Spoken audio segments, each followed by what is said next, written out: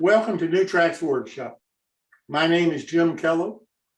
I'm the creator and host for New Tracks, where mentors help modelers build. Thanks so much for coming. I hope you come back often and tell your friends about our show. These Saturday workshops are a new project for New Tracks. They've resulted from comments I've received from modelers about scratch building and Chris Blackmar's interest in producing and leading this effort. The segments are structured like the popular build-along segments on our Wednesday evening shows, except these Saturday shows are designed to show modelers how to scratch build a model. I personally believe that scratch building is one of the most creative parts of model railroading, and I think you'll agree if you try it. Here is your opportunity to work with some skilled modelers to learn how to do Chris, it. You will mute learn your the mic. steps, the skills, the techniques involved in scratch building a model in any scale you want. There are no kits to buy, only the needed scratch building supplies. The plans that will be used for the model, you can download on your computer at no cost. The show's moderator, Chris Blackmar, is a very talented and artistic modeler, and he and his guest will guide you through the complete scratch building process, one small step at a time. After all, that's what mentoring is all about. If you're a beginner, I hope you'll join in and experience the thrill of completing a scratch-built model and being able to stand back and say, I built that. If you're a more experienced or advanced modeler, I hope you'll join in and offer your advice and knowledge to less skilled modelers and even get some fresh ideas yourself. The live shows will, of course, be recorded on our YouTube channel, so you can refer to the information later if you need to. In addition, I hope you'll visit our website, newtracksmodeling.com, and subscribe. You'll need to confirm the email that you received to verify your address. And after that, you'll receive all of the notice of our future shows, as well as the login links to attend. If you would prefer to watch the series on YouTube, you can do that by going to our channel, New Tracks Modeling, ring the bell, and click all. Therefore, you'll get all of the notice for the start of all of our future shows on the channel. If you can spare a little time, I hope you'll consider joining our management team to help us plan and produce any of our future shows. Please contact me at Jim Kello at newtracksmodeling.com, and let's discuss your interest. So welcome to the New Tracks Workshop. I look forward to seeing your finished models and, of course, hearing any suggestions for future shows you may have. Now, here is Chris Blackmar to start your scratch building journey.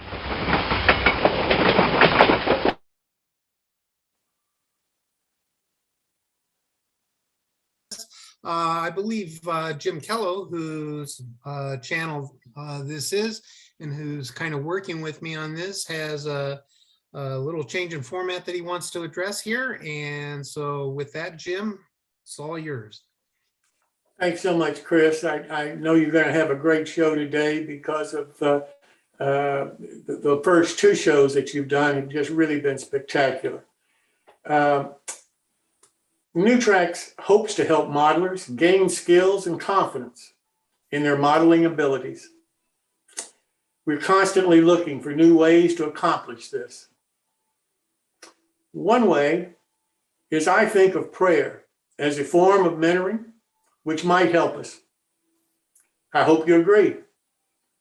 We are really fortunate to have among us Father Ron, who is not only a talented modeler and has demonstrated that by the models that he's shown us, but also the provincial minister of the province of Our Lady of Guadalupe, the Order of Friar Minor. Father Ron, please.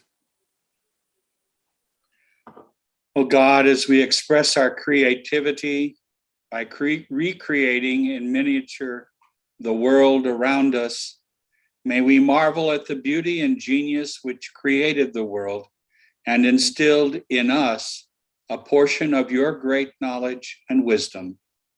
Amen. All right, well, Father Ron, thank you so very much. This is going to be a part of our show from now on, as often as Father Ron can be with us. I really do appreciate it, and I hope you've enjoyed it. Thank you, Chris. okay, well, thank you, and let's get this show on the road, guys. To begin with, I'm going to take everybody down a really different rabbit hole today. The thing that is I've been wrestling with when to put this, I'm going to call it a clinic, into the show, because it's kind of at a place where it fits, and it's a 2 or 3 show spacing where I want to work this in. So I've got to work it in at a point where it's really advantageous for everybody, and where hopefully everybody will be able to maximize the information. So I've just moved it up from, I was going to do it next week, but I've moved it up a week because we're getting a few people out there that are getting ahead of where I'm at. I'm moving a lot slower, quite frankly, than a lot of the folks out there are moving, because I'm trying to present a whole lot of basic information. Later builds, we will move through the pre-construction process a lot quicker, because we'll have all of this basic information. But right now I'm providing a lot of basic information. Today I'm going to provide you with a bunch of information that you've probably heard of a little bit, but I'm going to really augment that information. This is not going to be an advanced tutorial on soft pastels and their use. It's just going to be a generalized information, what I consider basic information about soft pastels, so that you can maximize the use of the soft pastels right now, because we are getting into some points where some people have got siding and things and they're starting to paint. And so I'm moving this out to help them a little bit, as well as I've got to present it either this week or next week. It works in well here too, and in 2 weeks' time, I'm sure you'll understand why I've moved it to this position. This conversation today will not cover coloring castings, and it will not cover doing charcoal and shadows. Those are what I consider more advanced techniques, and we'll use charcoal and color castings. We'll have a couple of shows just dedicated to coloring the castings and creating texture on the castings with soft pastels and things of that nature later on when it becomes more appropriate. This is going to be focused just on generalized coloring and generalized shading techniques used for soft pastels. And with that, I'm going to go on ahead and move forward and start talking about soft pastels. The first thing I'm going to tell you is that I live with a pastel artist, and so I have advantages that most of you do not have. And I'm going to move my computer just for a moment here and show you a few things about soft pastels, and then I'm going to tell you why I'm showing you all of these pastels.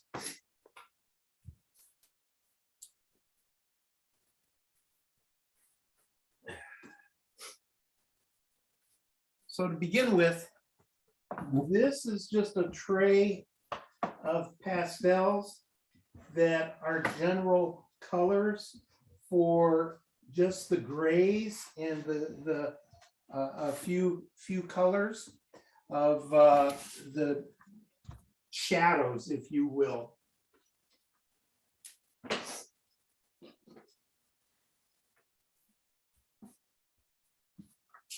This is kind of a tray of, excuse me, so I can see what I'm showing here. This is kind of a tray of the pastels in the reds and the yellows, a little bit.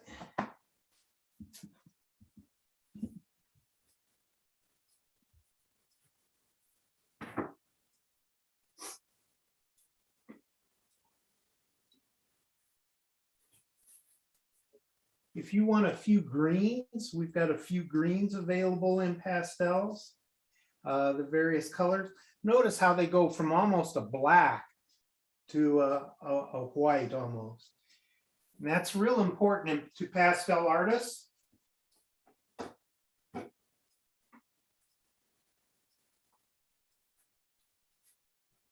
I'm just grabbing this blue one just because it kind of gives you a feel for the colors. Again, you can go from the whites to the very dark colors here in just the blue hues alone. So, and then you can get down into the greens.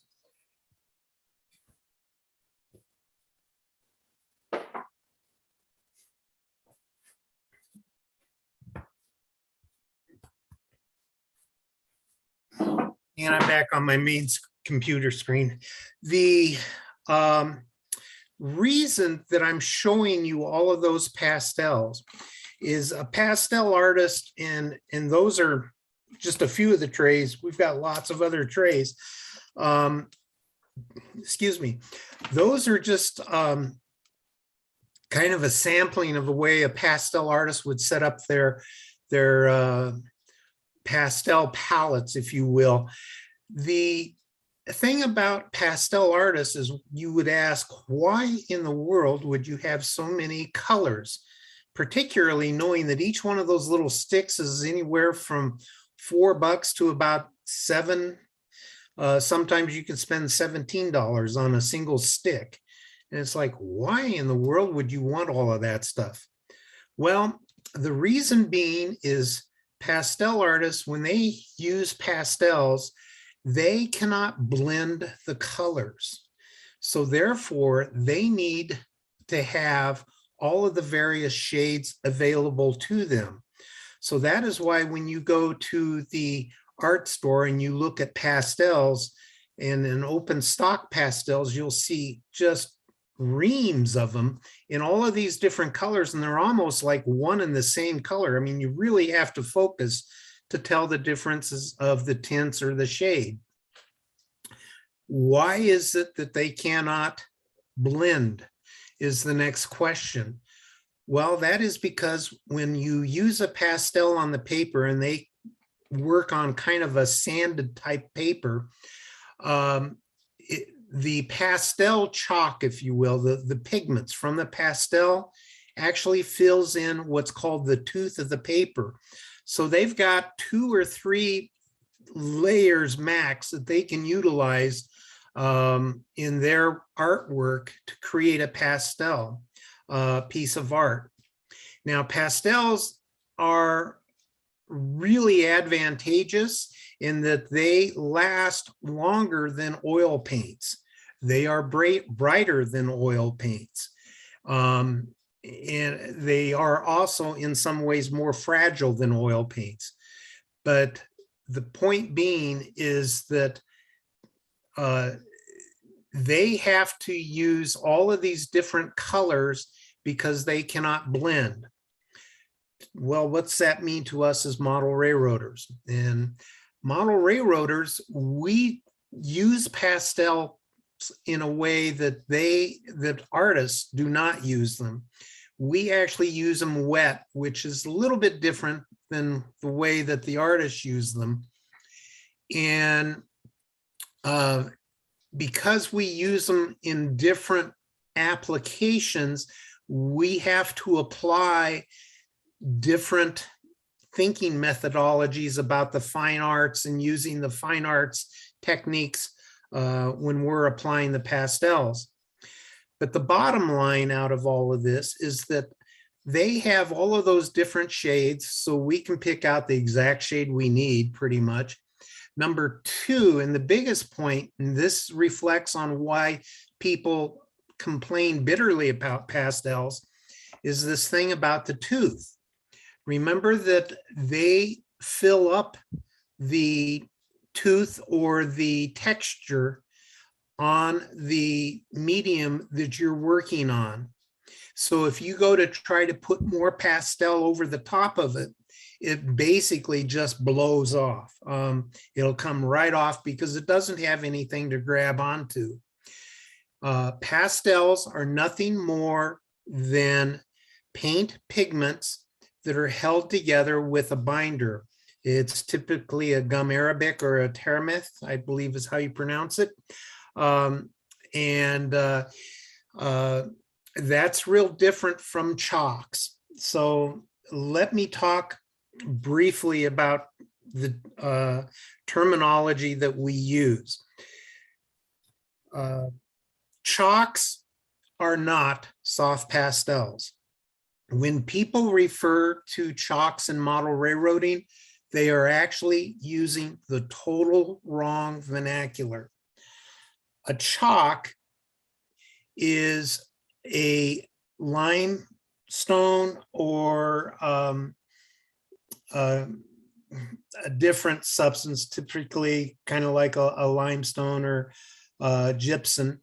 And that is put into a slurry that is then put into a very high pressure type of machine that pushes the slurry into the formers, and then the chalk is dried underneath pressure and underneath high temperatures.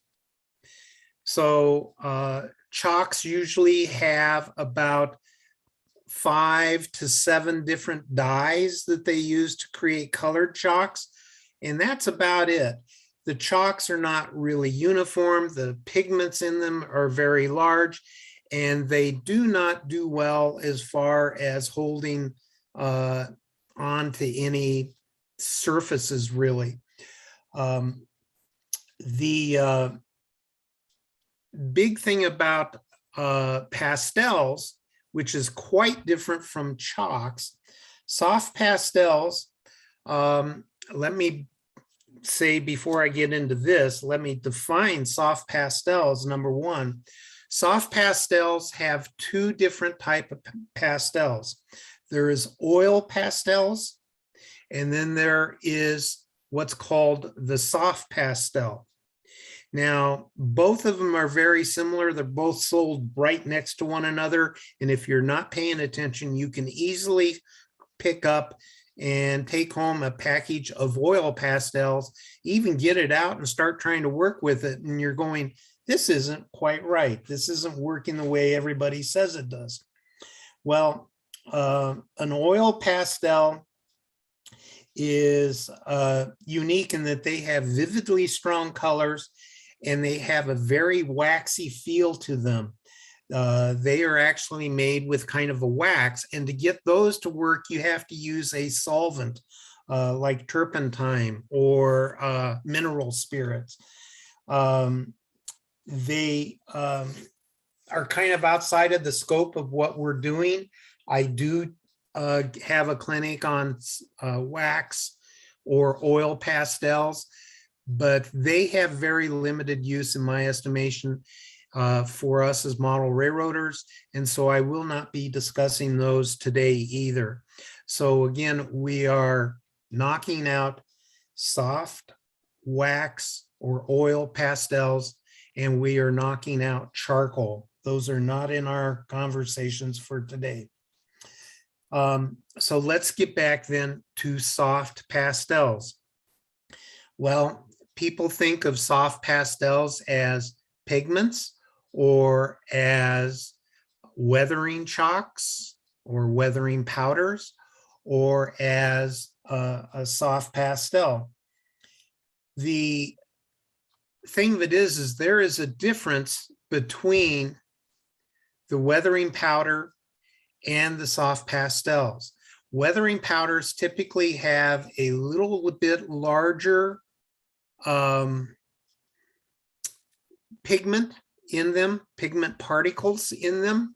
They also have typically a adhesive, which is pressure sensitive, that's added to the mix. And so when you apply them, they can be used in ways that a soft pastel cannot be used. So a advantage of weathering powders is because of that adhesiveness, they can be used on things like freight cars where we have wheels or where there's a lot of wind motion or air surface tension going over the sides. Or they can stick to some other type of medium that does not necessarily have a very porous nature to it, like wood. The styrene is a good example where you would want to use a weathered pastel, or excuse me, a weathering powder instead of a soft pastel, because of that adhesive function will help you in the long run keep your pastel or your powder on the model that you are creating and weathering with or coloring with it. As far as adding a fixative to all of this, fixatives can be used across the board on all soft pastels, on oil pastels, and on chalks if you want to use a chalk, and on weathering powders. You will notice if you get into the fixatives that some fixatives will kind of like almost melt them so that they disappear. Other ones, if they are specifically designed for soft pastels, do not change the colors and the composition of the soft pastel. The other thing is the application of the fixatives has to be done in a way that most of us do not tend to do. You actually spray over the artwork and let the fixative fall down onto the artwork. You do not spray directly at the artwork per se. So that's something I'll cover when we get into a more advanced application of soft pastels, because what I'm going to be talking about today is using them in a wet format, which will kind of change the properties here a little bit. So at this point, let me take a quick break and see if there's any questions out there about what I've said so far. This is a very basic, broad overview of what pastels are, basically. Okay, is everybody still with me? Chris, Greg, I have a question. Go. One of the things I've been using for weathering primarily on wood the last few years is artist pigments, which I think they're similar to weathering powders, but I don't believe they actually have the fixative in them. You are absolutely right, and we're going to cover those in just a few minutes. So you're absolutely right there. You're about 2 steps ahead of me. You're 3 paragraphs ahead of me. Okay, so all right. Well, let's look at soft pastels then. Now, soft pastels are nothing more than paint pigments that are held together by a binder. It's typically a gum arabic or a tarragonite. I cannot pronounce that correctly. If somebody can pronounce it out there for me, feel free. But that's what they are held together with. Soft pastels have typically a very fine pigment particles, and some manufacturers will take those very fine particles of pigment and even go further in their grinding so that they get an even finer pigment, if you will, or pigment particles. And those pastels are called pan pastels. And so they're ball rolled into a super fine almost micron size type of a pigment that is then you applied into the pan underneath a mild amount of pressure to squeeze out any air. That's why when you get these pan pigments, they're kind of packed into the pans. But basically, pan pigments, which are sold as soft pastels, are nothing more than pigments like what Greg just mentioned. Pigments are all that a soft pastel is. It's just got a little bit of a binder holding it together. Now, I'm going to come back to the pigments here in just a minute when we get into some applications, and we'll talk about the applications of pigments versus the applications of soft pastels. And you'll understand why when we get to that, the differences. So the soft pastels now have 3 different types of what is called hardness. Now it's getting really confusing. Okay, this is where we're getting into the meat of this subject. You need to understand what the hardnesses is all about to really take advantage of soft pastels. You say, why do I need to know this as a model railroader? Well, how many times have you heard or seen in the press of what's the difference of the brands? Which brand should I use? I'm going to explain to you why you're going to want to use one brand over a different brand and what those properties are and what that means to you. Okay. But before I go there, I do want to cover just a real quick outline on what soft pastels are and how they are made, because this is going to impact you as a model railroader. Soft pastels, you see these little sticks that the artist buys. Those are typically hand rolled. Okay, they form a slurry with the binder, and those pigments are all very high quality pigments. The manufacturers of these pigments really guard their various formulas for the binders and their mixes for the very different shades. It's almost like a James Bond type thing. And I can say this because I used to live about 20 minutes away, and for about 5 years went to Terry Ludwig's shop. Harry Ludwig is one of the 4 or 5 top pastel manufacturers in the world. And Jeff, who is Terry's son, and I have spent more than a couple of hours together talking about pigments and pastels and things of this nature. So I have kind of a different type of a base to draw from than you guys, because I'd go sit there, talk to Jeff about the soft pastels and the principles, or excuse me, the properties of them and how we could apply them versus artists. And my wife would spend an hour and a half going through picking out different shades of pastels. So my conversation always cost me $150 an hour. So the bottom line here is that the soft pastels are handmade. They are not made by machines. They are then put into forms, if they use forms, for drying. Most pastel manufacturers hand roll their pastels. Then if they are put into a former, they're kind of pressed in by hand, and then they are air dried. Okay, they are not heat dried in a kiln. Chalks, again, are kiln dried under high pressures and high temperatures.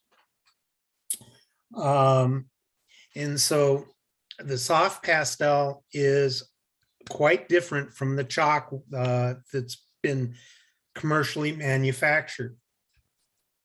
That means because they are more individual, that they have very widely, distinctively different properties that the artists use. Now, some properties we as modelers don't care that much about. I'll just throw a few of them out here for you. Selenier is known for the darks inside the artist community. They have really what artists consider luscious or gorgeous or beautiful darks. Henry Laroche out of France, they have some of the widest color sets available. The last time I looked, they had like 1,200 different colors. I've been told they've had up to like 1,400 at a time. They're also the most expensive soft pastels. They're like $9 to $11, what most people consider a half stick last time I looked. Unison, Great American, Geralt, Terry Ludwig, Mount Vernon, or Mount Vision, excuse me, Rembrandt, all of those manufacturers of soft pastels that you would normally see take really, really extensive steps to make sure that all of their pigments are light fast, meaning the pigments, the colors will not fade over time. Again, soft pastels will outlast oil paints. So in like a museum or whatever. Some manufacturers like Great America in the art community is really known for their brilliant colors, and you can get thick applications of colors with theirs because of the binding that they tend to use. Geralt has a feeling of it being a little bit of a harder pastel, but it's actually, when you apply it, it feels like it's a hard pastel, but it goes down like a soft pastel. And we'll get into what that means right now. The bottom line here is that each manufacturer of soft pastels has different properties that the pastel artist really seeks out and utilizes. Because again, they've only got 2 or 3 passes over their work surface to get the colors and things applied that they want, okay? That's real important to us as model railroaders. All right, so you now have a basic understanding of the difference between chalks and weathering powders and to a certain extent pigments, and then soft pastels. Here's the big rabbit hole, and it's really important. Soft pastels are broken into 3 different hardnesses. And Will, if you have the pastel lineup, if you could bring that up for me, please, I would appreciate it.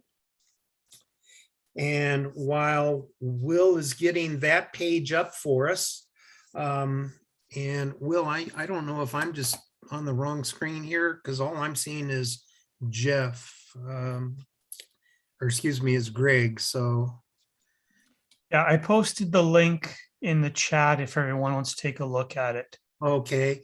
Probably easier because for me to try to get complicated. Okay, well, let me try to. Hang on, I can put it on that screen and then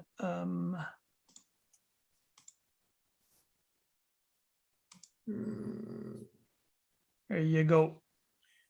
Okay, how come? There we go. Okay. All right. I'm gonna, in case anybody wants to take notes on this at this point in time, this would be a good time for you to get out your pen and paper. The reason I'm saying that is that this is a hardness chart from Dakota Arts. Dakota Arts pastel, based out of a little town called Bellingham, just north of Seattle. These guys are a real specialty art shop in soft pastels. They carry pastels from manufacturers that you cannot get from places like Dick Blick or Jerry's Artorama or some of the other big vendors. So if you see something in here that you think is of use to you or that you would like to try out, you might want to make a note of it here as we go through this. Now, I have worked out a deal with Dakota Arts for our viewers that through the end of April, April 30th, they will send you out a order, if you order from them, 10% discount. You know, you can order sets or you can order open stock. They have sets that go into just earth tones if you're kind of interested into that and things of this nature. But if you see a brand as we're going through this that you might be interested in trying out, and it's one of the more interesting brands like Garot or Terry Ludwig or Unison, then you might want to make a note of it. I will say that there's one big caveat on all of this.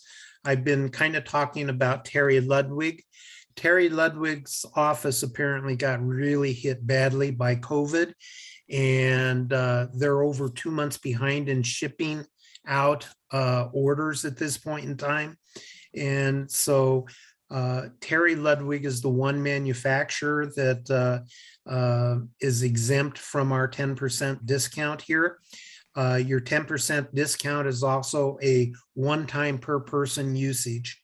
It will apply to international orders if you guys up in Canada are interested in trying to look at some of this. All right, so there is 3 different hardnesses, if you will, to soft pastels. The first one is the soft category, and it's probably the largest category. And basically it goes from Sheminsky, which that pastel, if you pick it up, it will almost fall apart in your fingers. Okay, it is extremely soft. If I put it in my storage bins and I open and close the door to it, it will literally powder the pastel just by rolling around. They are that soft. So they have very, very little binder.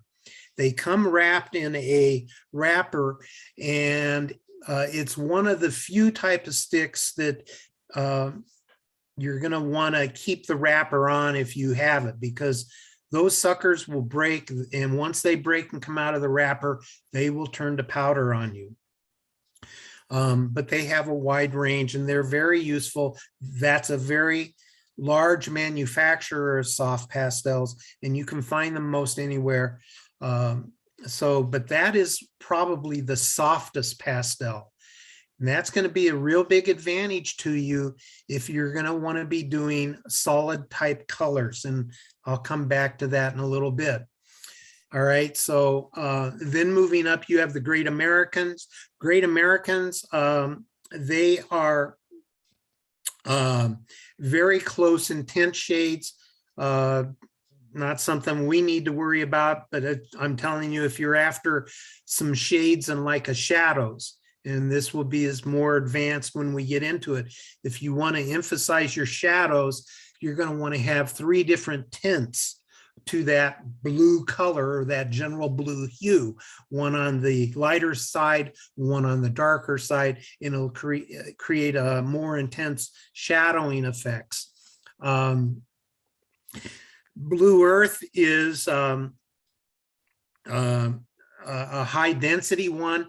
They're great for making little lines. If you need something that's a little bit thinner, a thinner line type thing, that's one of the reasons that their pastels come in this square.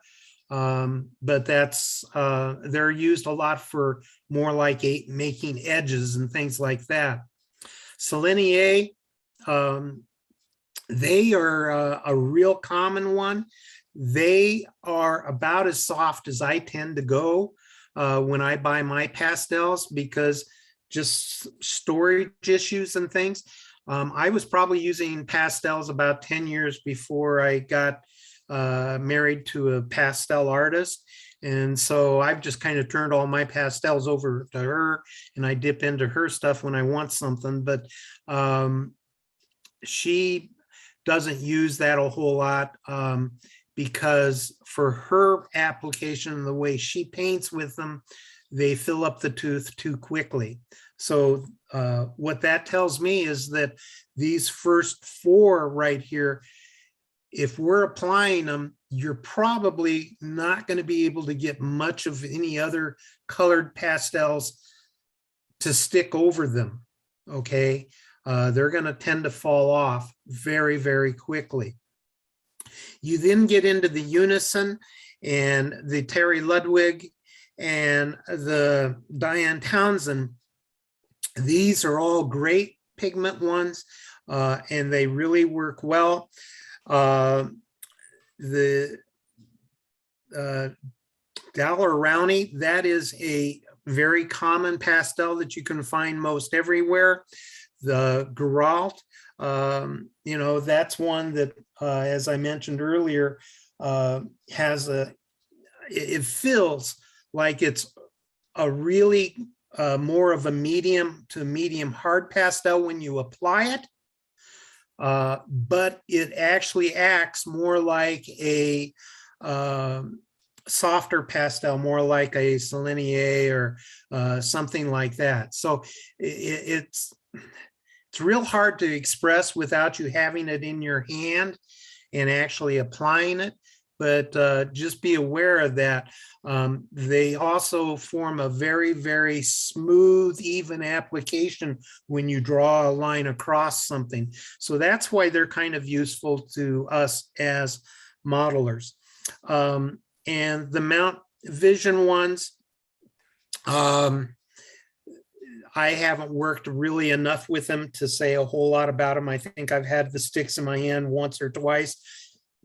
Excuse me, but I have not had the ability to spend a couple of hours with them to give you a feel for reasonable feedback on them. Okay, so that brings us up into the medium type of pastels, or the medium hardness, I should say. Now, the medium hardness ones are the Rembrandts, and the art spectrums are probably the most common ones. The Rembrandt by way and far being the most common. For those of you that have hung out very much on some of the forums and things, you'll see that these are the ones that people tend to use a lot because they are recommended by people like Sierra West scale models. And I'll come back to why they're kind of recommended here in just a moment, but I want to complete this list. But these, when you go to scrape them, instead of turning into a powder, will powder chip. So you'll get small little chips, different types of sized flakes when you go to chip them, if you will, or powder them, which we'll discuss here in a minute. And Rembrandt is the one that's most easily found and probably the most cost effective for most people. The next category of hardness is considered the hard pastels. And these are the new pastels, the Cran de Daesh, the Fiber Castel, and the Create-A-Color. Now, the new pastels are the ones which I have the most familiarity with, so I can speak to those the best. The Fiber Castel Polychromos, I've done a little bit with.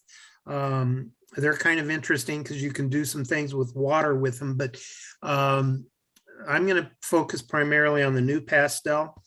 Why would you want to have a hard pastel? And these are getting kind of like they're even harder than a chalk, if you will, the chalkboard chalk. They're a little bit harder than that. The reason that you want these is you can get very fine lines with them.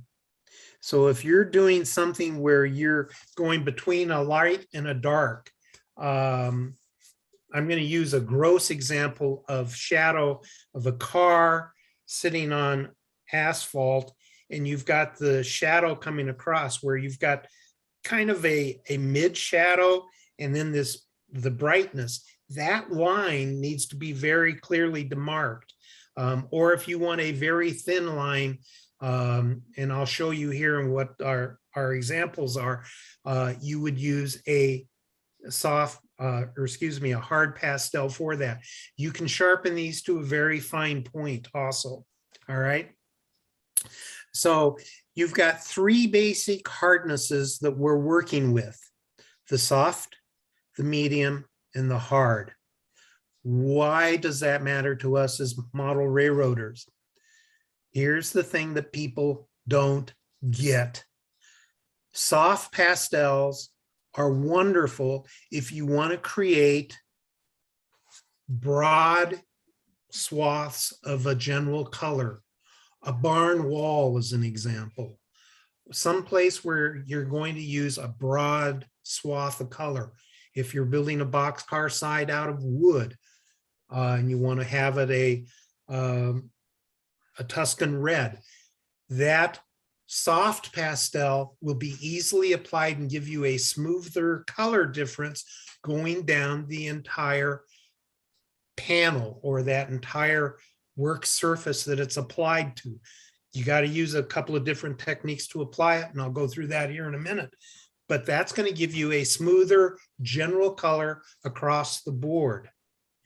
Medium pastels.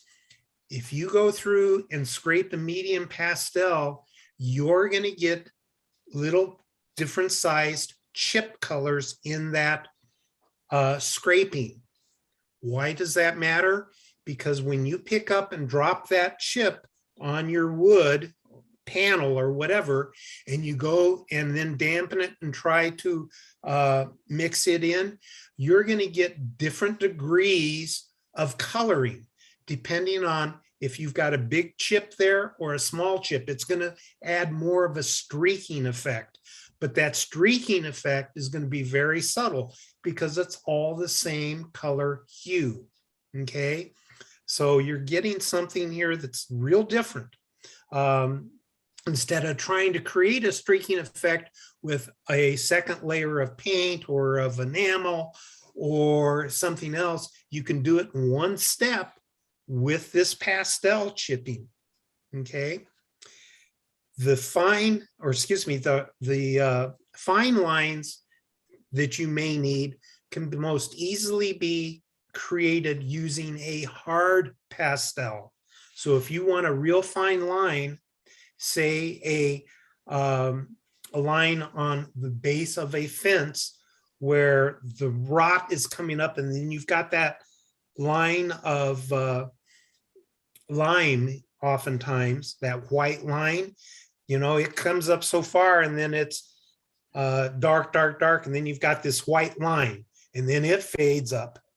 Okay, well, that white line is easily created with a hard pastel. It's easier to create it than with a soft pastel, which is going to tend to smear a little bit more. We can take advantages of these through different techniques. All right. So what am I talking about here? I'm going to get up and I'm going to move my computer again, and I'm going to show you a few pictures to kind of stress and show off a little bit of what I'm talking about.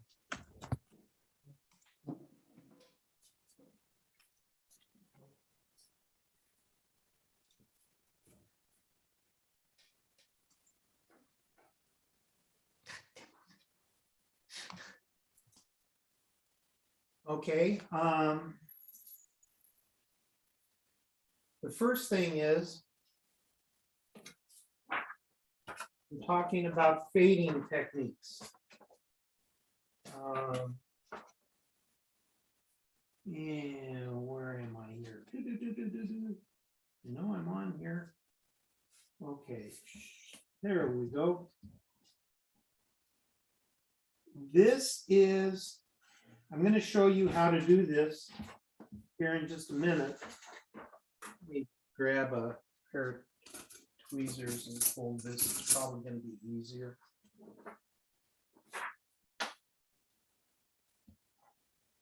Okay, this is a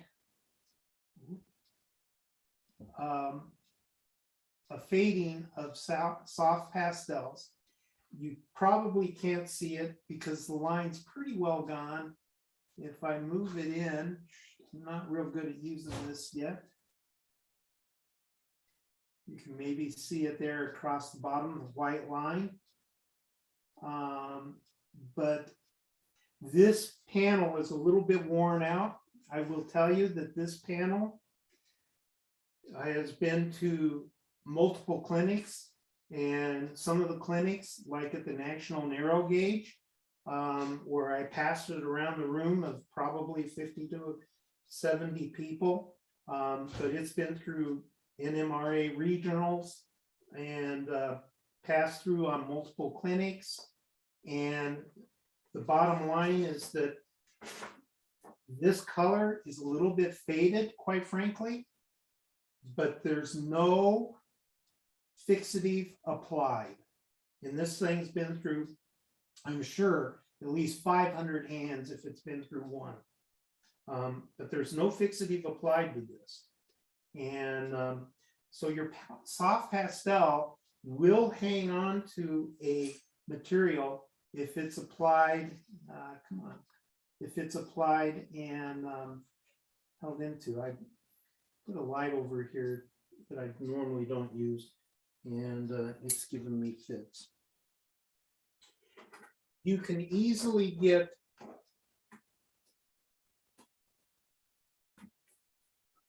trying to get this thing. This doesn't show the weathering as well as I'd wanted.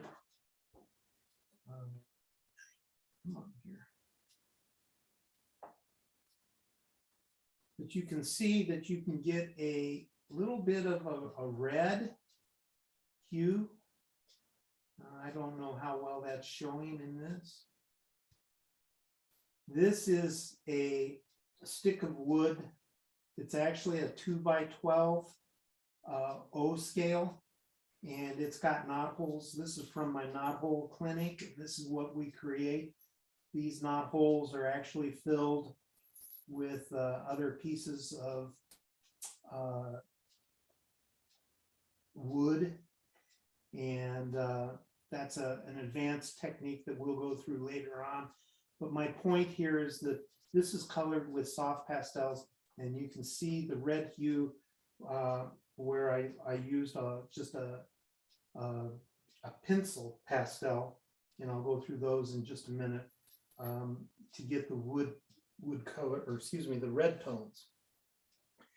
Now, a lot of people think that everything has to be a red or a brown. That's not necessarily so. Here in the Colorado area, or where I used to live, we had lots of this funky orange color of stuff. And if you'll notice, this goes from a dark to a light. And these were all done using basically two different orange chalks, maybe three, but basically they were done with two different orange chalks, and it's hard to see the edges on it, but more of an advanced technique that we'll discuss later is the use of charcoals to create more dramatic edges between boards and things like that. But this kind of gives you an idea of how you can use the colors. I'm going to twist this sideways, hopefully give you a little bit different idea of the colors. with just a few pastels. This again was done, probably 90% of the coloring of this thing is just done with soft pastels.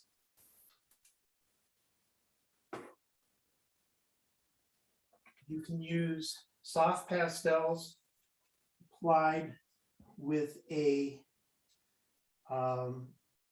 brush, and this is a pan pastel, and this is why I'm saying you can get a very uniform type of coloring.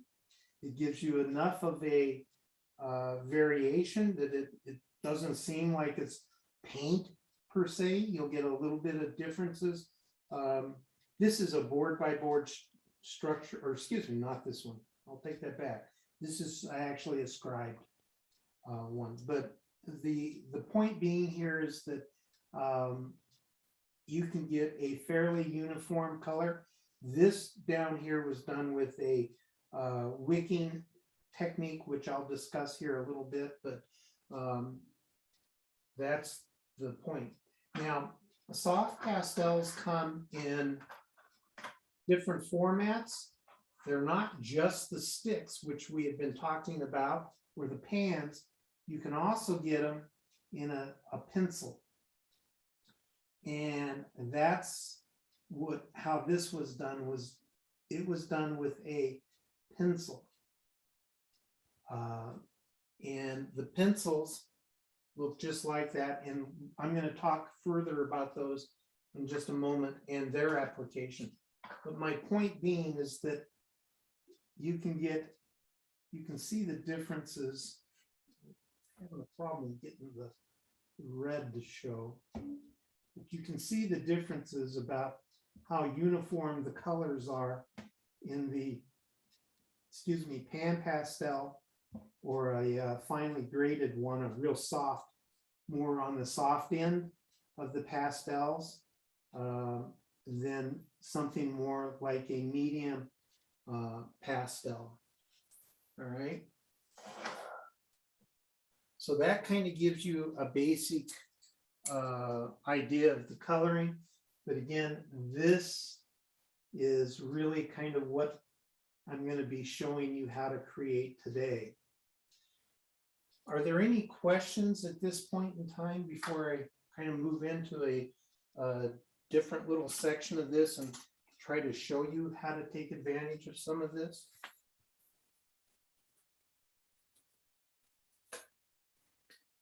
Okay. Boy, it's awful quiet out there. Have I managed to kill my entire audience yet? Chris, I have a question. Shoot. I assume you're putting the pastels on bare wood, or are you sealing the wood first? No, and I'm going to show you that right now. That's what I'm setting up to do. Oh, okay. So, and no, I'm not. Now, I will tell you that the thing that I'm going to be using the most out of this to apply these things is this. And so I keep getting a thing that pops up on my camera. So this is a gallon of isopropyl alcohol. I got it from eBay. I buy this stuff by the gallon, and I keep a smaller little jar of it just on my desk. And so this is, I use so much of this, I buy it by the gallons. And you can go to the grocery store and buy isopropyl alcohol to use.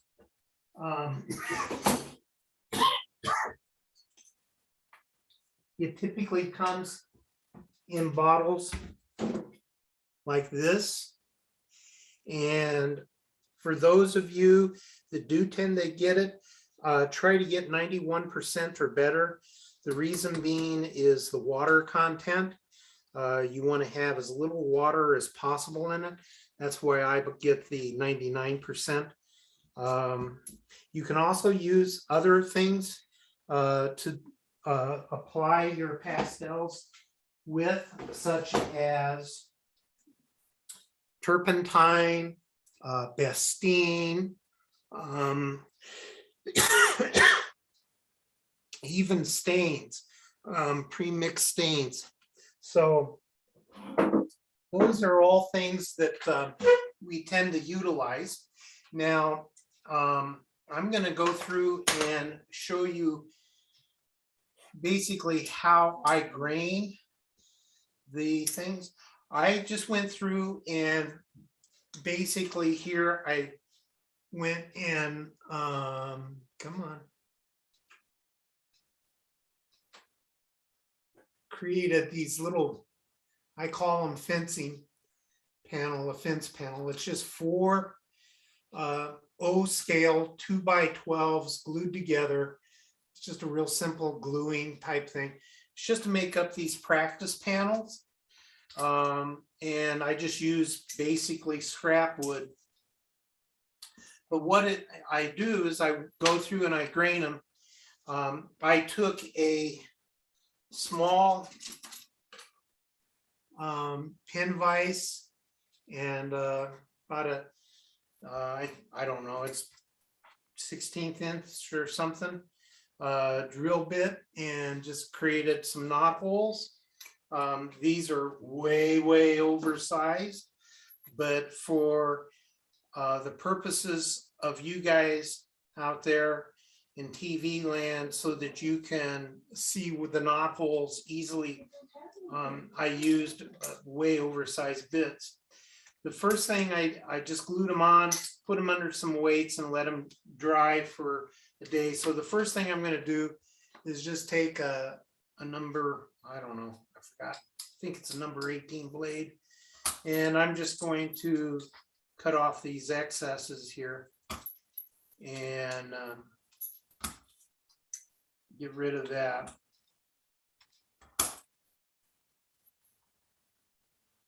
And the reason I'm doing that is so that my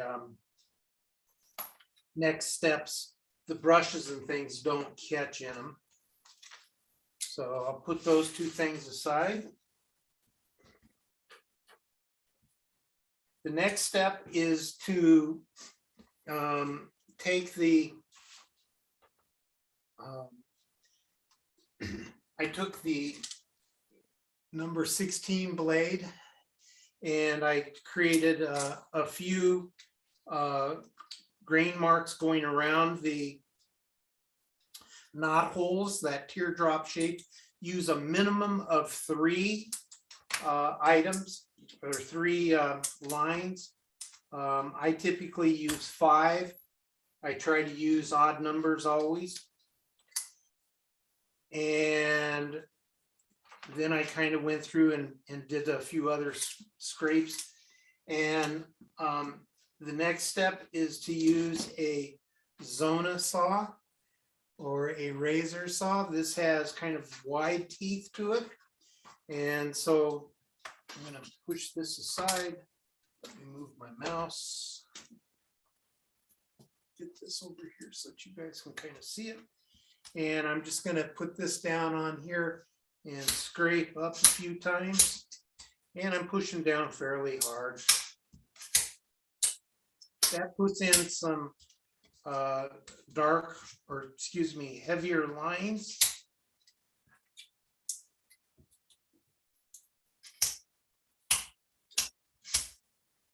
And bingo. So we've got those ready. And then I'm going to go through and use my file card.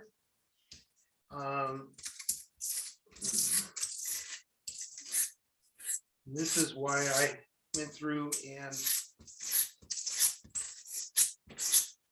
cut off those edges, because I would have been catching them and ripping them at this point.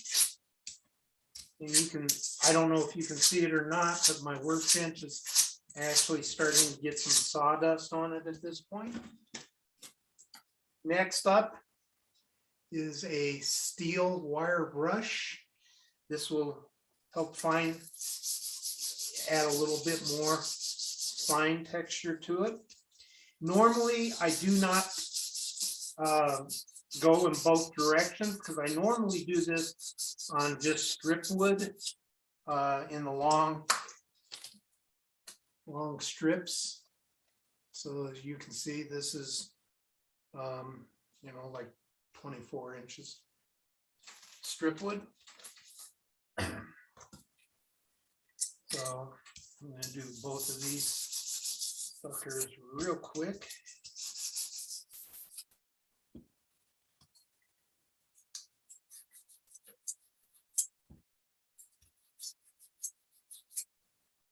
Okay, and then I'm gonna take good old emery board, and I'm just gonna, on the fine side, I'm just gonna use the fine side and just roughly sand it a little bit. This just gives me a little bit of an edge to work with here.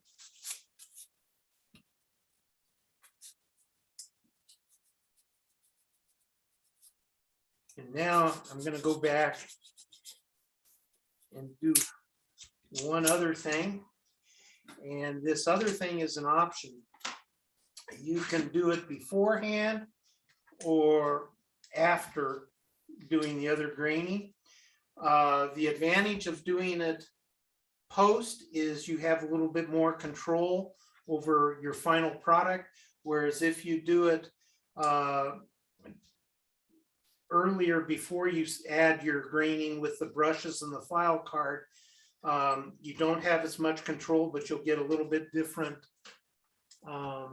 type of product coming out of it. And so what I'm trying to do here is move this over here. And I'm just going to take a number 11 X-Acto blade, and I'm just going to go through here and tear up the bottom piece of this wood. I'm going up about 1/16 of an inch, and I'm just making multiple little cuts in the wood.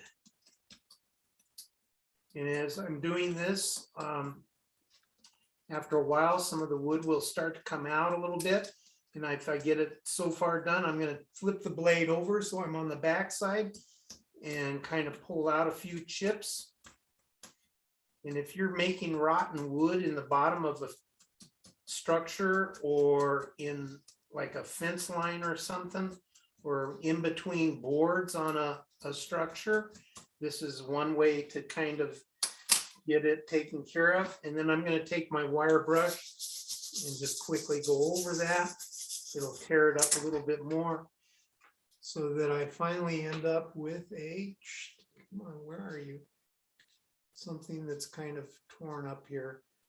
And I don't know how well you can see that, but anyway, it kind of gives you a clue on what we're doing. So I'm not going to do that to this one, and you'll see why here in a little bit. I have also 2 different panels that I've already done using the same process. And that brings us up to the next step of actually adding color. Before I do that, I'm going to clean my bench real quick and get rid of the sawdust. The way I do that is I just take a paper towel and my alcohol, and I just clean it up real quick. So, Chris, can I ask a question while you're cleaning up? yep, go on ahead. When you were using the file card and the razor saw, I always get a bunch of fuzzies. Did your emery board tend to take some of those off? That's why I use the emery board. It gets rid Thank of you. the fuzzies. I'll give that a try next time. The other thing that I use are, quite frankly, the good old steel wool pad. I use a 4/0, but I don't use that all the time. And the other than that, I tend to use the green scrubby pads that you can get from the grocery store or Home Depot or something like that. Oh, I haven't tried those. Thanks. Yeah, and the green scrubby pads, if you want to, the trick for strip wood is to cut them down, and then you can just fold them over your strip wood and pull it through. and it'll work. Do you find any difference between those and the steel wool? Because that's what I tend to use. Yeah, they don't, I get it pretty much as clean as a steel wool, but they don't tend to let go of the edges if there's any chips on the edges or something as cleanly as the steel wool does. So I guess what I'm telling you is you can snag a piece and rip out a bigger chunk if you're not careful. That's about the biggest difference that I find on it. Thanks. I use that to my advantage always, though. So if I really want something really super smooth, like I'm trying to do something like wood that's been sitting in water where most of the surface is really going to be super smooth, I'll use a steel wool pad. If it's something that has been exposed for quite a while, but probably has fairly clean edges, like a bridge, then I tend to use the green scrubby. On styrene, I will almost exclusively use the green scrubby. On plaster, the green scrubby will not remove aggressively undercolors as much as the steel wool. The steel wool is much more aggressive at moving soft pastels than the green scrubby on wood. Much more aggressive. You can take off almost all your pastel layer with just a few swipes if you need to get it erased. All right, so that brings us down to the next step, which is coloring. And rat poison. I'm sorry, guys, you have to kind of bear with me because I'm still going through this whole process of getting some of this down on some of this stuff, and I don't have a real way of testing it before I get on the show. So this right here is kind of where we're at. Now, this piece of wood has been done with about 6 different passes of, well, 6, 7 different passes, depending on how you count them, of your stains to get that coloring out of it. Okay, so I used 100 line stains, 3 different colors, and that's how I colored this piece of wood. And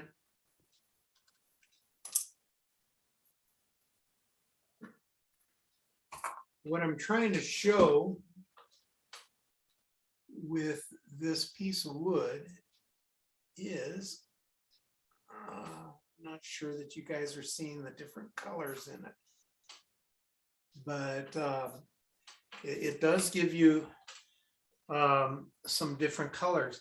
Now, we can easily reproduce that in about 2 different steps and get the same type of coloring with pastels.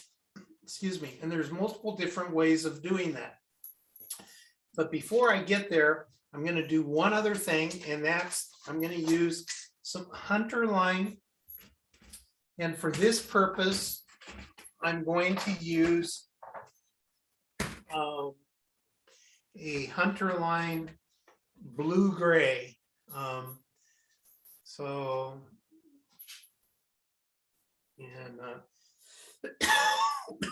Just going to give it a quick shake. By the way, I talked about those trays before that you can order from Rubbermaid. The medium-sized silverware drawer tray holds the 100 line stains really well, I've discovered. I can get 1, 2, 3, 4, 5, 6 bottles in a tray. 7th bottle won't quite fit. So I'm going to take a paintbrush here, just an everyday paintbrush. And I'm gonna dip it in. Now, here's the thing to stains. A lot of people, beginning modelers in particular, just take a stain and slosh it on. You don't want to do that. You want to apply it actually fairly carefully, and you want to kind of control it a little bit. I needed a little bit bigger brush, quite frankly. And if one way to help control it is to take a piece of paper towel and just put it down. And so actually I grabbed the wrong size brush. Let me jump up a size. And I'm tapping it to the paper towel to unload it a little bit. And then I'm making my application here. And I normally would do this with a driftwood in about 2 or 3 different passes, allowing the individuals to dry between hand. But here I'm using this darker color.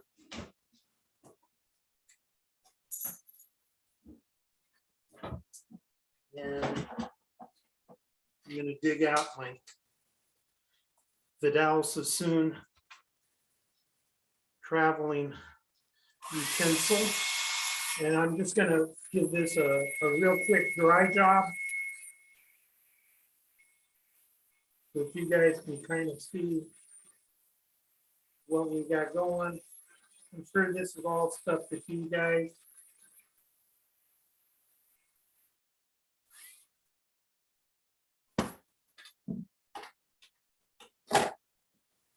and so that's kind of what we've got after the coloring and some of the wood graining on it.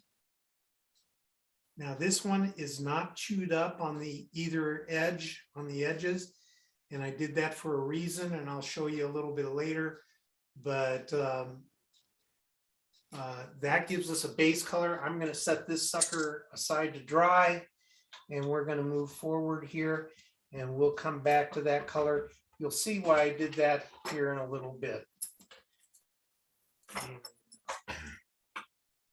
By the way, for those of you that are not familiar with blue tack, another thing that I use it for, you can't see it back on the back part of my bench, but I have this little thing that I keep my glues in. But I also have a piece of blue tack just stuck on the edge here. And you don't ever want to have your brushes sitting in something that really tears up brushes badly. And so if you clean your brushes real quick, I just take them and put them into the blue tack a little bit and pinch it, and it'll hold my brushes and allow them to dry. And then when they dry, I store them in a little canister on my bench. But that's just possibly another idea for some of you that have a problem maintaining your brushes, because quite frankly, things we're going to get into, you're going to want to have a few of the better brushes, but not super high qualities. You don't have to go spend $70 on a brush, but you know, $8, $10 a brush, that I don't want to go through too many of those. So I do maintain them a little bit, and they've lasted for multiple years. All right, so we've now got one of these colored, and we've got 3 more panels to go. Now, why in the world would I have 3 different panels? Well, I want to show you guys the differences in a stain, which I'm going to apply to this for coloring. And then I'm going to apply 3 different types of soft pastels to these panels down here to give you a clue on how that can best be used. So I'm now going to shift over to the pastels, and I'm gonna grab the first pastel. I'm gonna move this and I'll be right back.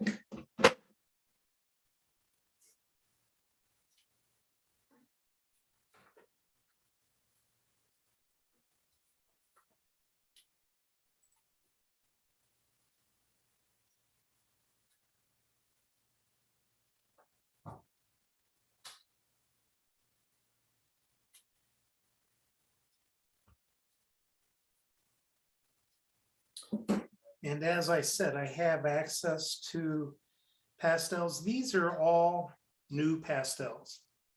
So this kind of gives you a clue on some of the color range of new pastels if you're using them and things of that nature. I'm going to use a oddball blue pastel. And the reason I'm doing that is to just kind of make it so that you guys can see it a little bit easier, but I'm trying to make it blend also. Now this one I'm going to hold real down, close down to the end, and I'm going to use the edge here when I draw my line. And I'm just going to draw a line across the bottom of the thing that I'm going, the panel that I'm going to use as a stain. And this one's kind of a new pastel. It is by Prismacolor. And I'm using it kind of wide. I'm accentuating everything because I'm trying to show it down there. But you can get a much finer line than this. But that's the idea is to just give you a line here. The reason I'm doing that is I want you guys to see how they can be applied. The other thing that I'm going to do here is I'm going to take a different different colored one, and this is again a hard pastel, and I'm going to just on top of this stain I'm just going to go through and add some colors coming down.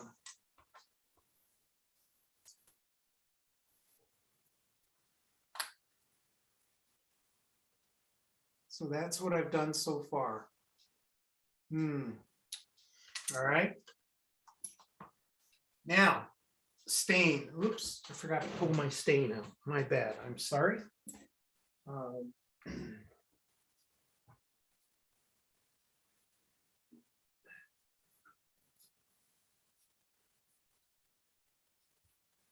I'm going to use some sepia brown stain from our friends at Hunter Line.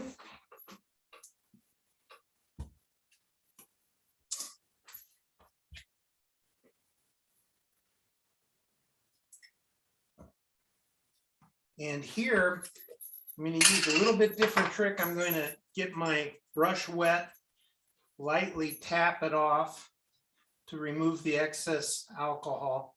And then I'm going to dip it into the stain. And then I'm going to tap on the paper towel to kind of remove the stain. And I'm going to start from the top and I'm going to go down. So I'm doing it in this motion.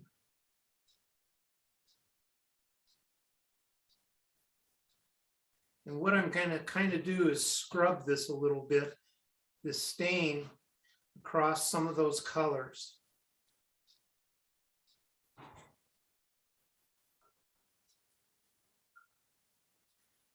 Now I've used this blue down here in the bottom so that you guys can kind of see how that will work. And try to, got to get used to using,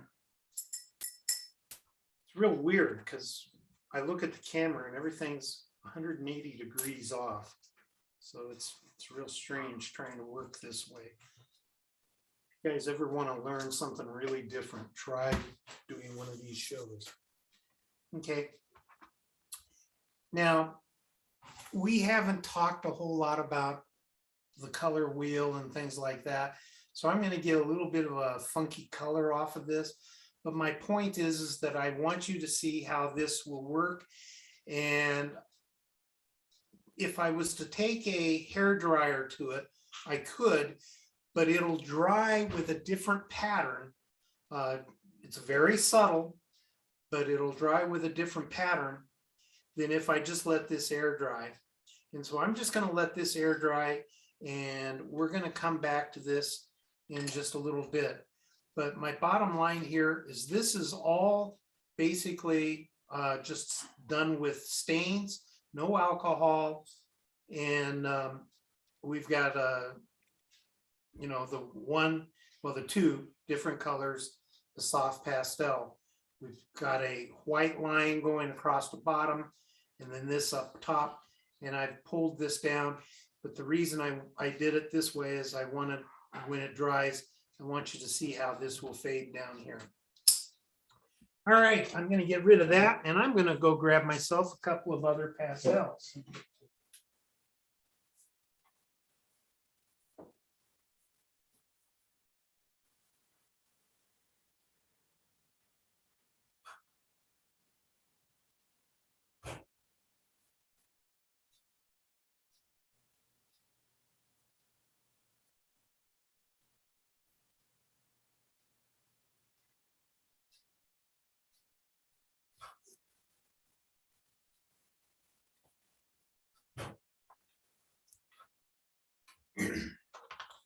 Okay, soft pastels.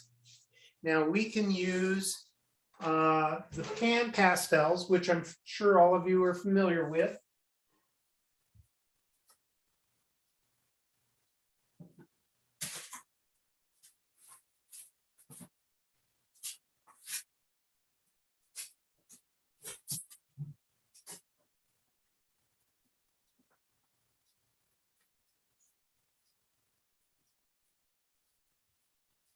You can buy pan pastels in these sets of pastels that if you want, or you can buy them open stock, but this is kind of, you know, what they kind of look like, and you can buy them in these things. I'm going to use a red one here to apply it. And when you're down to these very, very soft pastels, there's a few tools of destruction that you may or may not want to get. Now, number one, you can definitely use a softer brush on pastels. If you use a brush of any nature on pastels, use a cheaper quality brush. Big warning, do not use paint brushes that are of a higher quality or that you're going to use for other applications. Soft pastels are going to destroy quickly your paintbrush. The only thing I've ever found useful for the paintbrush afterwards is to first of all go through and cut off the bristles so that you have a short one. This used to be a hog tooth brush that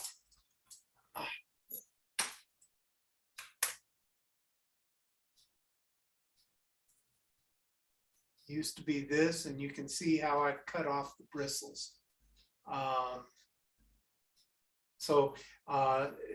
The first thing is you can try to use the brush in a short mode, and then after that, it's only good for, you can yank it out of the ferrule if you want, and it's only good for brushes or weeds on the railroad. That's the only other thing I've found. What I do on my brushes that I use for chalks and things, I go through and tag them so that I know what they are used for. I've got a little bin of about 4 of them that I tend to keep aside. But the bottom line is you can use a brush, or you can use a few different tools. And one of the other tricks to the trade is what they call these soft sponges. Now these, some people say go on ahead and use makeup sponges. You can, but you'll find that it's a little bit harder to use for some reason, and I can't tell you why, than these what are called soft sponges, and that's SOFF, and it's IT, softed sponges. It's 2 F's. But you can use these things in applying them if you want, and you'll get some real smooth colors and things if you do it that way.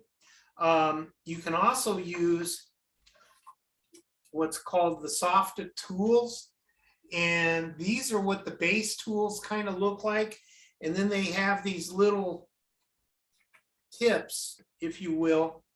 I think you can see that, and you just slide the brush into the tip of the sponge here, and they're all cut specially so that you get these different shapes to apply your brush tips. So I've got 2 of them here. This is the same thing, just with the tip partially applied. And that's, you saw me apply that. The other thing that you can utilize is women use these for putting on eye makeup and eyelids and things. So you can utilize those.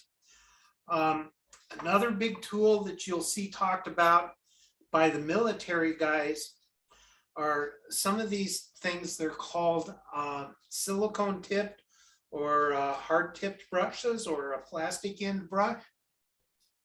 It's basically a silicone, and the tips are typically shaped so that you can get different angles and things with them. This is a fairly large one, but you can get them down to extremely small sizes. Another thing that you can utilize, this is called a water brush.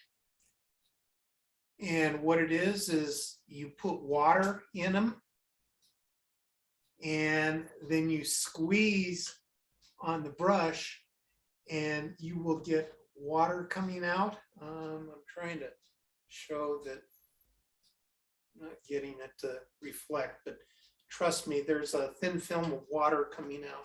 You can see it. So you can use those, but instead of putting water into them, you could put some alcohol into them.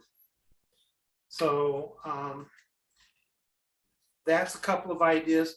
The other thing that I use, and that the artist, I've learned from the artist, this stuff should just look like something that should be familiar to us guys.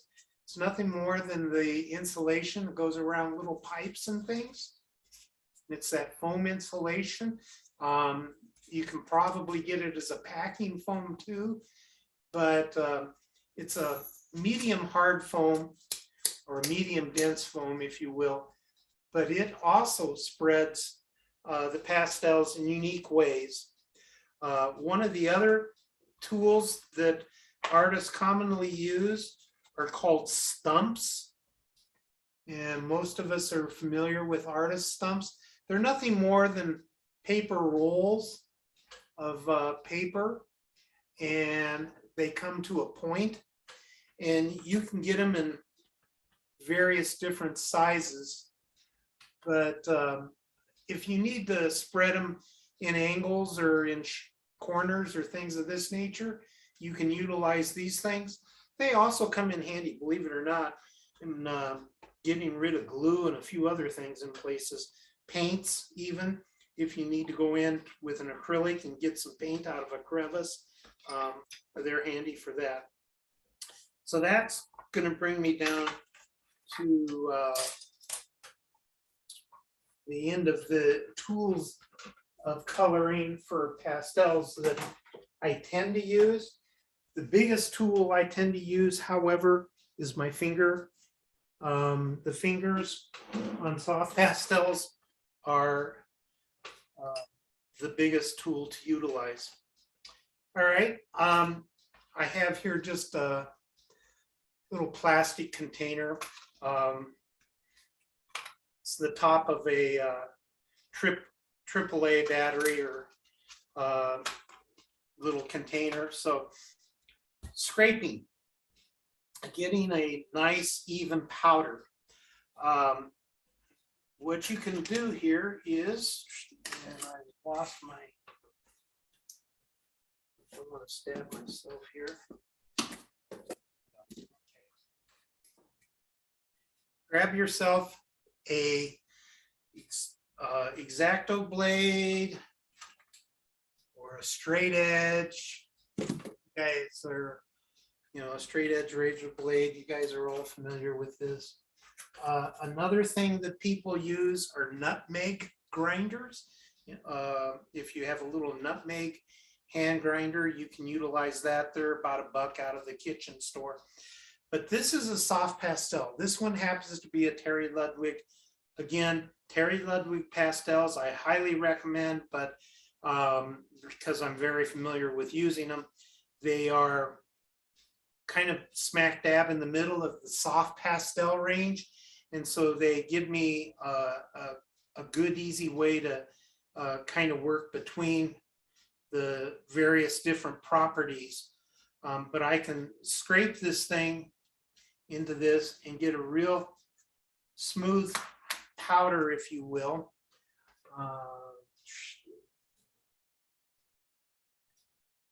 Unfortunately, that didn't show. I was hoping it would show. There are some various chip sizes in there, but they're much smaller than I would get off of a rim band or one of the other type of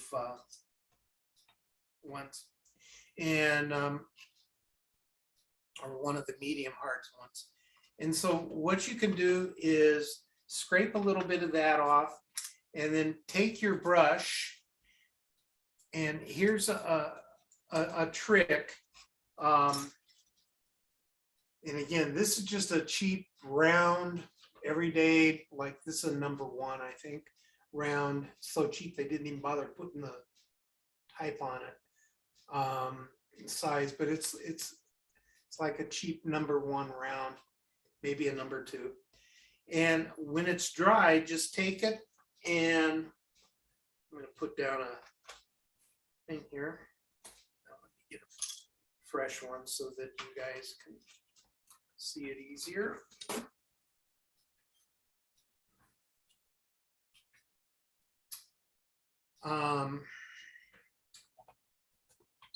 Earlier that this might be easier.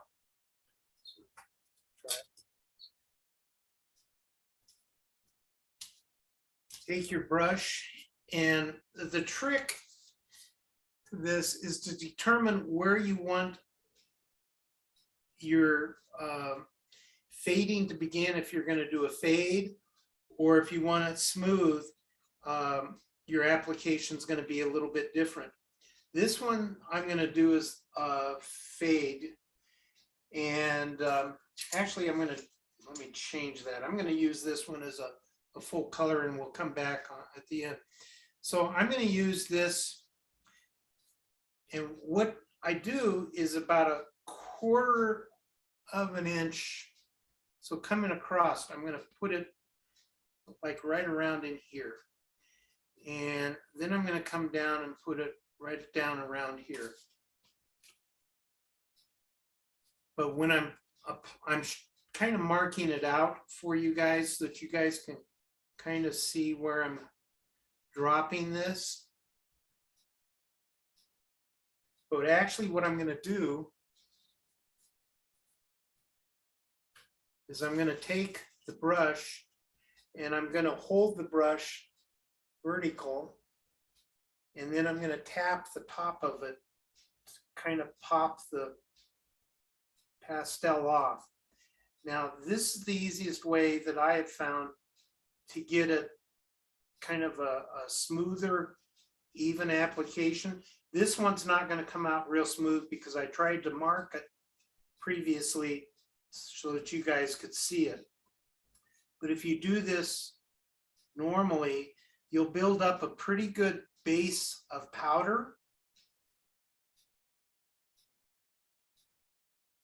And then you can go in to your alcohol, just dip it into your alcohol, and then just come in and get your powder wet.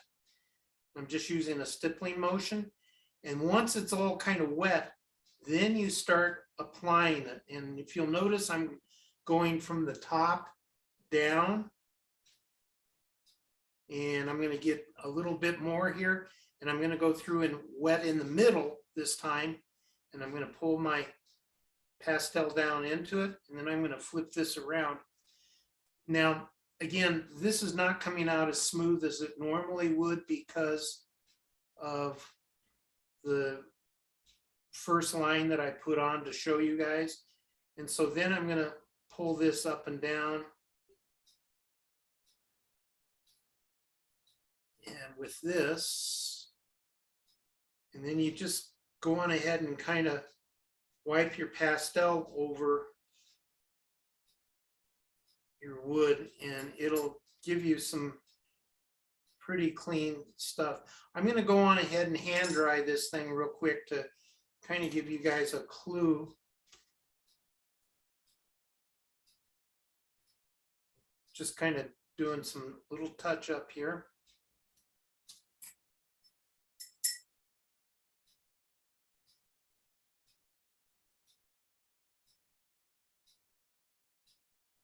This is not going to dry quite as even. I got it a little bit worse than I'd anticipated, but it'll play into our advantage in the next step.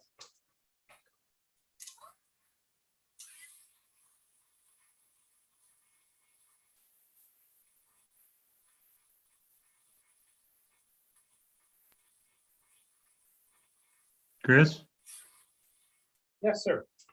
can you add other colors to that while you're doing that? That's just what I was going to show you. What I'm trying to show you is adding a color to a dry thing, and then we'll do a wet on wet. Okay. Okay, thank you. But this gives you, you can see that a lot of the pastel kind of like came off or disappeared, if you will. Yes. To say why, what, you know, this is going against everything he was saying. Well, it's there, but you can't see it. And I can rub my finger on it, and what's on there is not going to come off. But this gives me kind of a base layer. Remember I said that they do it in layers, up to about 3. That's the trick with pastels. Get in a little bit of a layering. So now in that same little bucket, or you could do it off on the side. I'm going to take a different color, and I'm using a bright red for contrast's sake. Normally it would be a little bit similar in hue, or I may use the exact same pastel.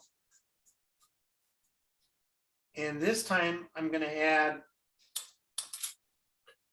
a little bit more than I did last go around.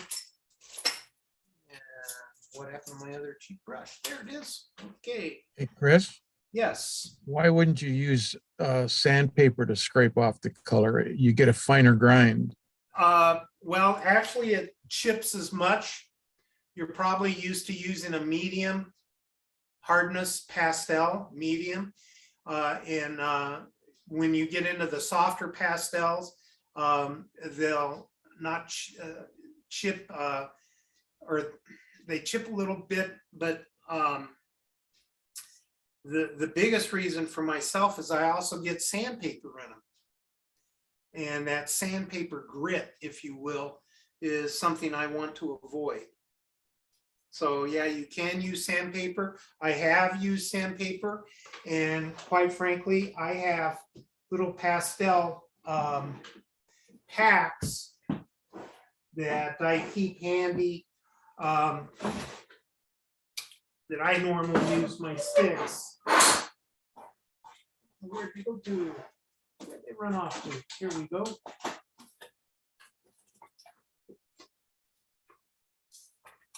So my piece of sandpaper. Yeah, I do use the sandpaper trick some. But these are student grade pastels. And, you know, if you wanted to get into some, like this is my rusting pastel set that I use. And this is just nothing more than the alpha color, earth tones. This is a different set, but you can buy them alpha colors. Like this one is the gray colored set. So for my shadows and things, I'm using this. So, you know, it depends on what you want to use your pastels for. And again, these are things for more advanced techniques that we'll go through at a later time. But my point here on this one is that I've got this undercoloring here, and I can come through and put on a little bit more pastel. Bear with me 1 second here.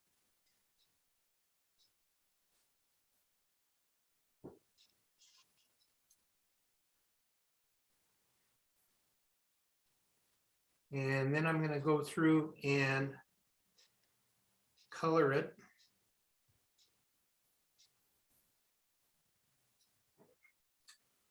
And hopefully you guys can kind of see this.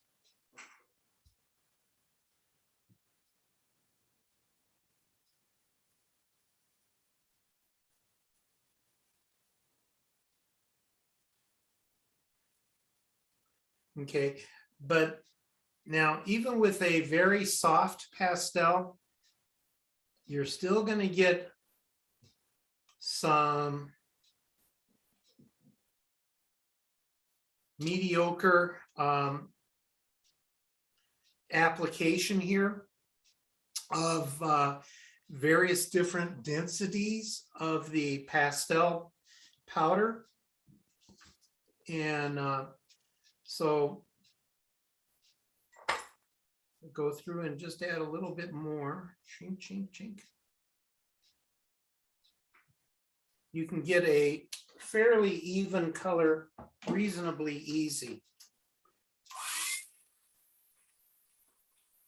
And I'm sorry, I'm kind of doing this offline a little bit, but I've got the open pastels on my desktop. And so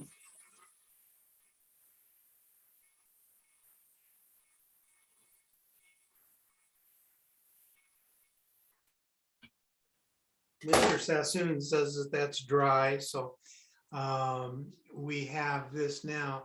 And you can see it's a much more evenly colored type of a thing. And if I was to wipe my finger over it, that pastel still stays there. So it doesn't really move or anything of that nature. And actually wiping it over a little bit will help it. Now I've got this graining going along the bottom of this sucker, and I'm going to go through and take advantage of that real quick. And the way that I do that is I use an alcohol ink stain. You know, what happened to my stain? Well, my stain just ran off. I must have put it over here. Bear with me.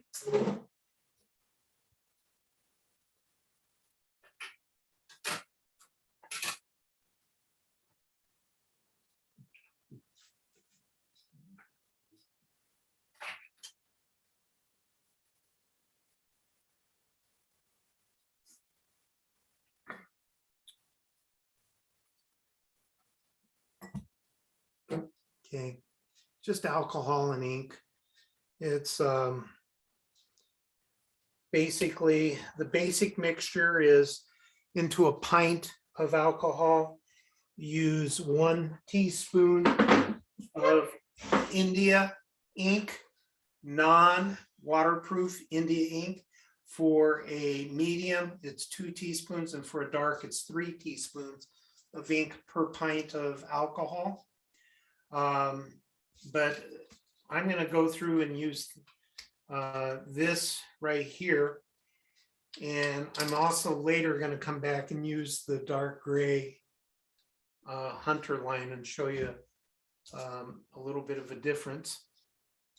And bear with me 1 second. I need to clean this brush.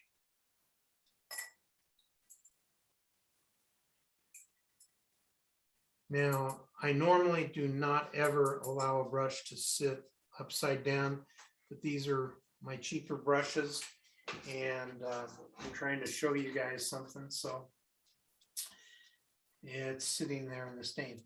Now, I think people know about the different parts of a paintbrush. This is called the ferrule, okay? And then you've got the body, the tip, and the body of the brush. What we want to utilize here is what is considered kind of the body closer to the ferrule. So I'm going to put right about there across the edge. Oops, right about there across the edge of the brush. When I'm doing this, and I'm going to use a rolling pattern here to apply to the bottom where I chewed it up a little bit, some wicking. So I'm just kind of going across here and applying it. And I'm using a stippling rolling type of a thing.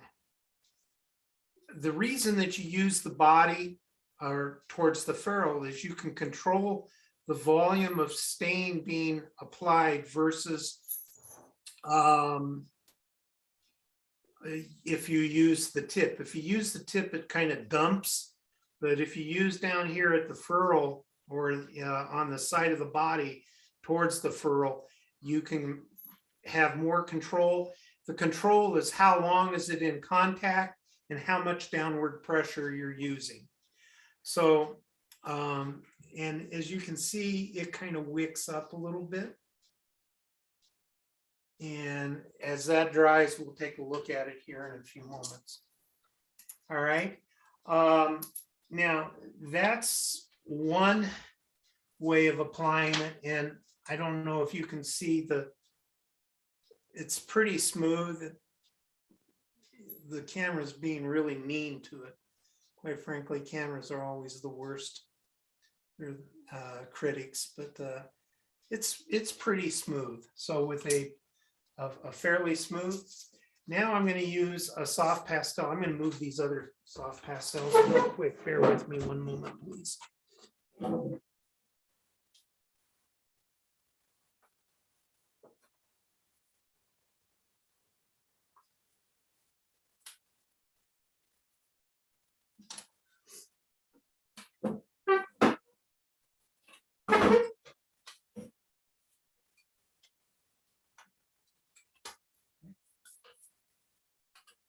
All right, this is a pan pastel, a soft pan pastel.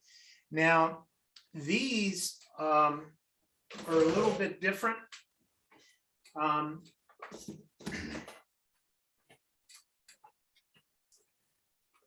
In that you can apply them with a brush, but just to show you how you can get a really nice clean pattern on it, I'm going to use one of the Softa tools, and I'm just going to dip it in here, and then I'm going to come down, and hopefully you can see this. I'm kind of doing a pass down, so hopefully you can see that all I'm doing is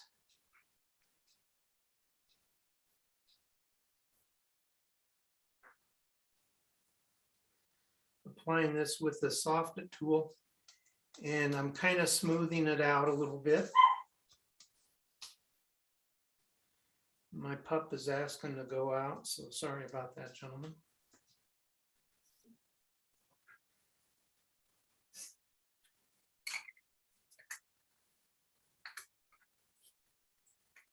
All right, and I now have it. Where are we here? Come on. There we go. Okay, so we've now applied a fairly smooth, it's accentuated on the camera, but it's actually a pretty smooth coating, pretty even of pastel. And so I'm going to take, and now I'm just going to run some alcohol over it. And again, it's a controlled alcohol wash going on. And if we let this quickly dry,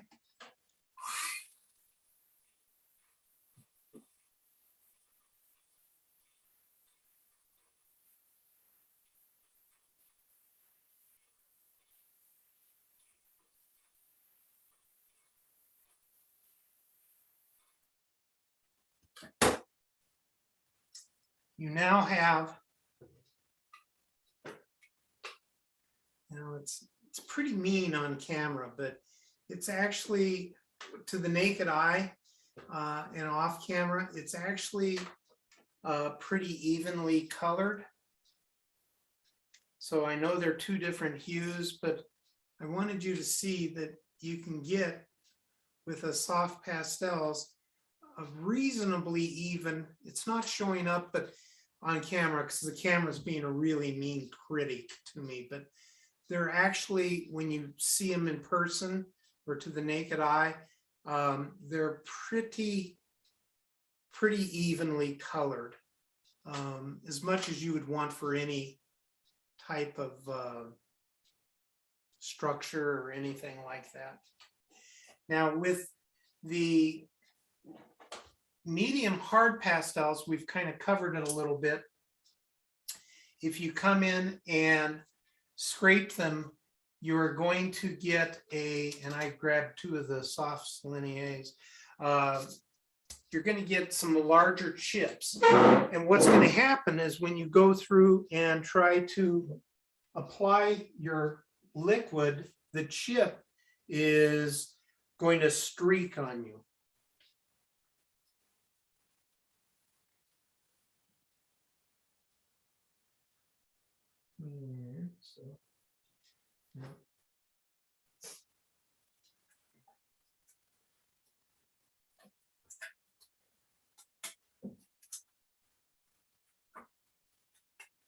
So I guess what I'll do here, I'm going to change right in the middle of the presentation, and I'm going to show you using the sandpaper and a medium hard pastel, what you can end up with and how you get different colors.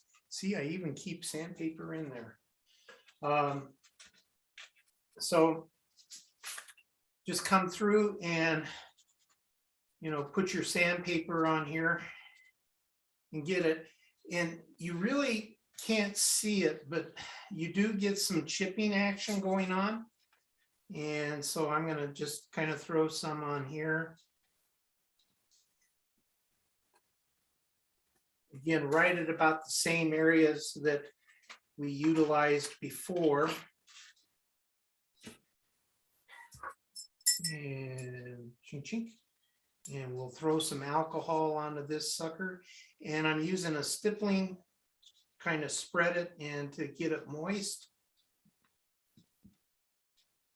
And then I'm going to brush up, and then I'll brush down. And when I get down to the middle, I'm going to get it wet, and then I'm going to come through and stipple on the alcohol to get the lower section. And I'm gonna brush up from the bottom. And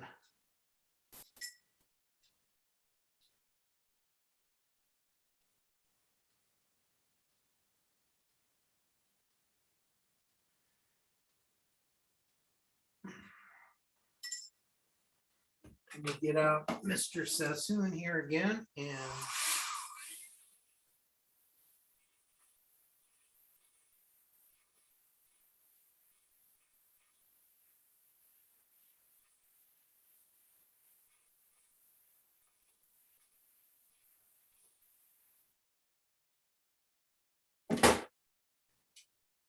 now here you can see how the streaking is more pronounced, even though I used a piece of sandpaper with a medium pastel. Your streaking is going to be more pronounced. And even though the sandpaper did give you kind of a smoother grain and smoother particle size than had I scraped it, you get that pattern. So what I'm going to do here is take that pastel and I'm going to scrape it real quick. I'm going to use a different colored pastel and scrape it. And again, this is a medium. And so when you scrape it, you're going to get different size chips. I've got a great big one that flew off over here.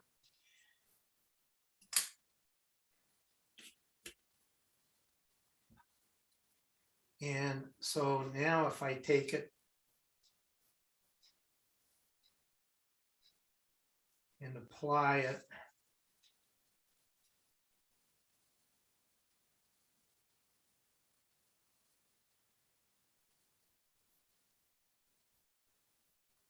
I'm trying to get that big chip on there to show you how it'll streak.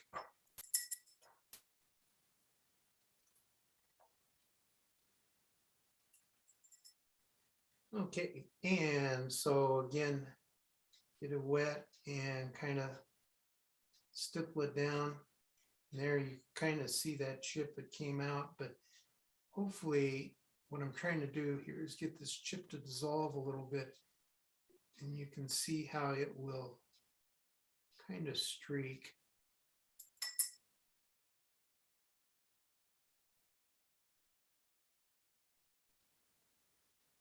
And it's being really mean, but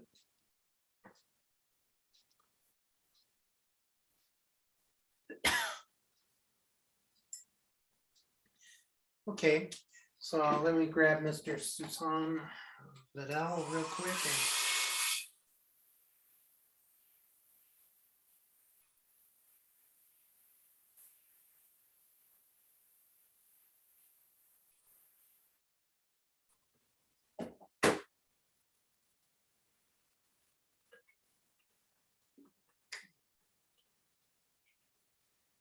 And that's our colors here at this point, but you can see that you've got a lot more streaking.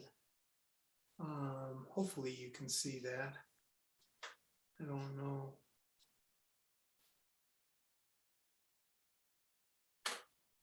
And Looks then good, Chris. Huh? Go on ahead. I'm sorry. I say it looks good. Okay, and then I'm going to go on ahead and use the blue-gray hunter line stain this time. And I'm going to use the rolling technique coming across the bottom here. And I'm just kind of laying the brush on the edge and keeping it moving. And you can see how that kind of wicks. So we're using that wicking process.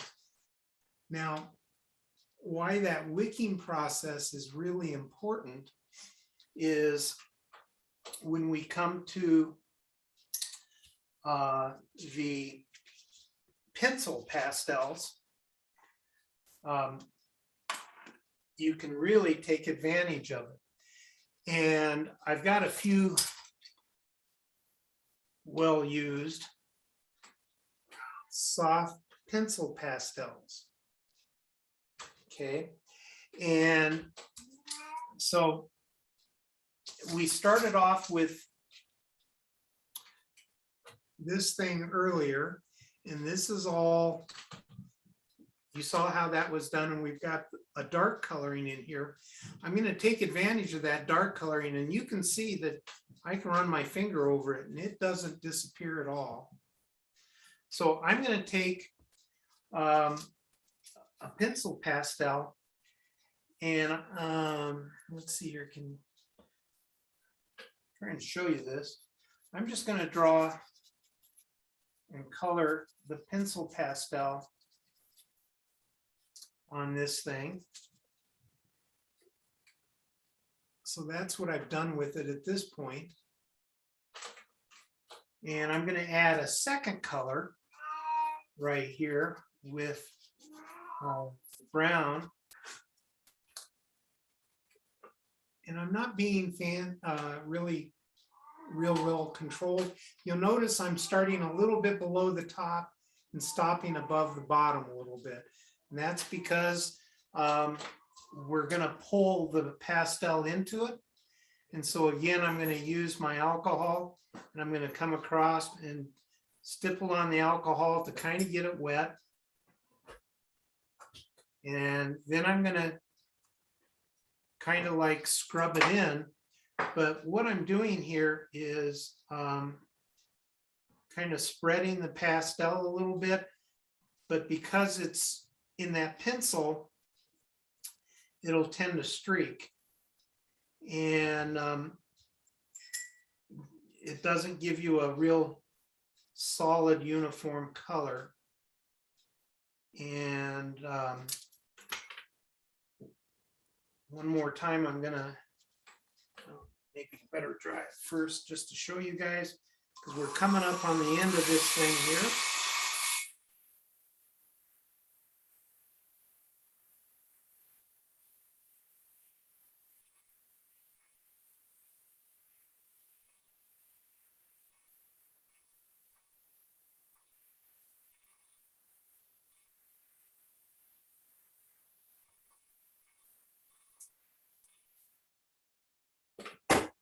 And she ran away. So here's what we ended up with. And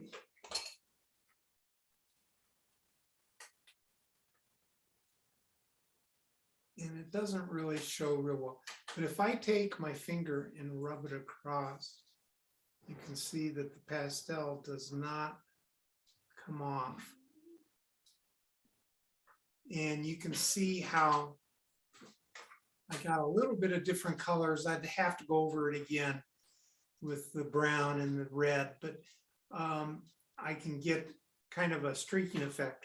So the bottom line here is you've seen what a pastel can do when mixed with stains and a wet on wet pastel in this particular one. We utilized in this one,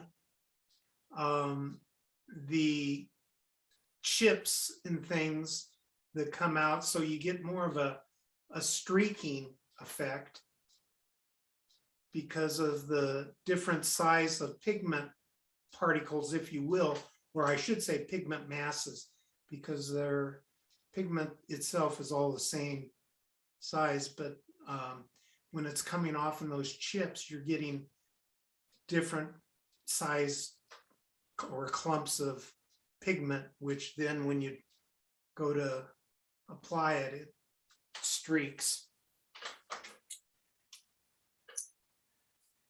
Versus a pastel that's more of a soft pastel where you get more of a uniform coloring, or a pan pastel, again, which is satin. And this one, the eye does not see it as much as the camera, but it's actually more uniform to the eye. But, Chris, William here. yes. Do you think you'd be able to take a picture, a good quality picture of those 4 panels, and then we could post that on the New Tracks Modeling website? I can do that. I will. Because do that way we'll be able to really see it in all of its, Yeah. Yeah. really a good, because on the streaming here, the quality is, It's not good. yeah. Yeah, I understand. I understand. But overall, to kind of summarize this up, there's 3 different types of hardnesses in soft pastels. And so you've got a soft, a medium, and a hard. You can use that property to your advantage by the soft pastels will give you more of a uniform coloring across the work surface. A medium pastel will give you a little bit more streaking effect because you've got different densities of the particle concentration level when you apply it after scraping a medium pastel. And also you can use it to draw on, and it will give you kind of a streaking effect. Your pencils, by the way, are in that hard, the top half of the, closer to the mediums. They're in the, they're about like a medium and the top part of the softs there that are real close to the medium in that categorization. So I'd say that they're a medium hardness. And then you've got the hard pastel hardness, and that one is used more for fine lines, or if you want some fine streaking effects, you could see that from the very first drawings on that one panel, we utilized that. So with that pastel lineup, you can utilize the brands to kind of determine what brands would be best suited for what you're trying to color. So this gets into, I know, a bit more advanced type coloring and things than what most people really care to know. But, you know, it also answers a lot of the questions on why pastelists or people that show this stuff in clinics and things don't answer some of the real questions about utilizing soft pastels, because they don't go into the real categorization, or they haven't spent enough time with them to really understand the full value of their applications. And there's all sorts of techniques that I could show you that actually take this to the next level. And we'll get into that in a more advanced type of pastel clinic. Also, I can create textures and things with them that I cannot do with paints. And that's some techniques and stuff we'll get into when we get into coloring castings. So I guess that kind of wraps it up for now, except for a couple of other real final things that I wanted to bring up. The first thing was we have Heath. I don't know if he's on or not, but Heath has been working on the 3D machinery for the interior of his ice house. And he has some pictures of those. And so I was going to have him show that, or have Will show those real quick if he's got them available.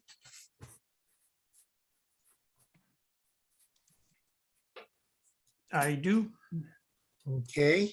There you goes. Okay, because all I'm seeing is here, hang on. How come?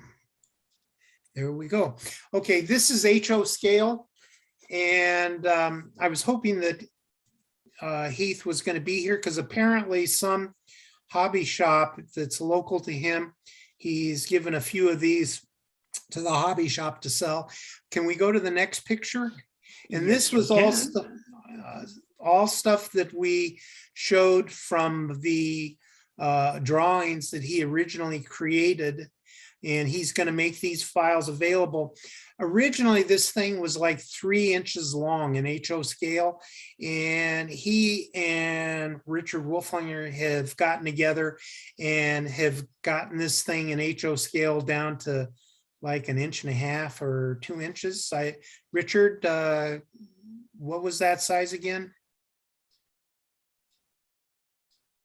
Did we lose Richard? Okay, what's that now? How long is this thing in HO scale? You told me and I'm forgotten. It's 13 feet long, 8 feet wide. He Okay. reconstructed this. He had it 3.5 inches long, and then he decided to make it smaller to fit inside the structure. Okay, okay. So anyway, those 3 pictures kind of give you a clue on some of that. And I'm trying to find out from Heath where that hobby shop is that may have a few of these printed in case somebody wants them.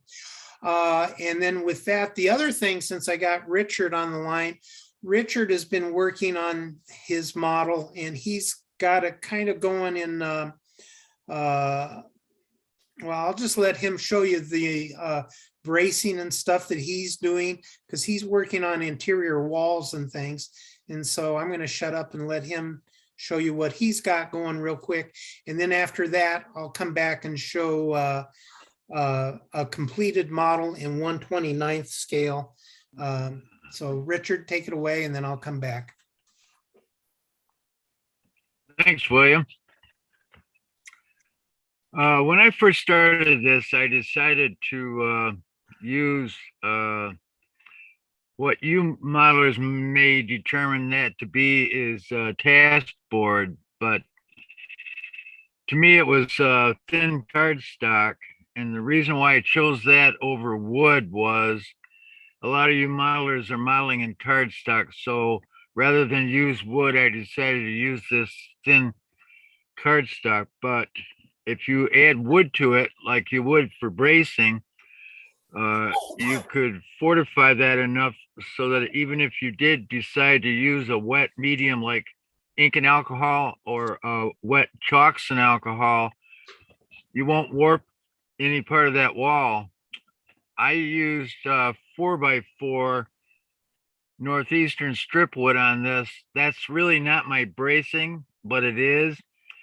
But I want to do a full interior on this, so it's going to look like this as a stud wall versus just random braces. Another reason why I chose to do it this way is when I add horizontal wood to this, then I got something for the glue to stick to and it won't come apart. Now that the 4 walls that are laying flat are my 4 wall. Well, put that back.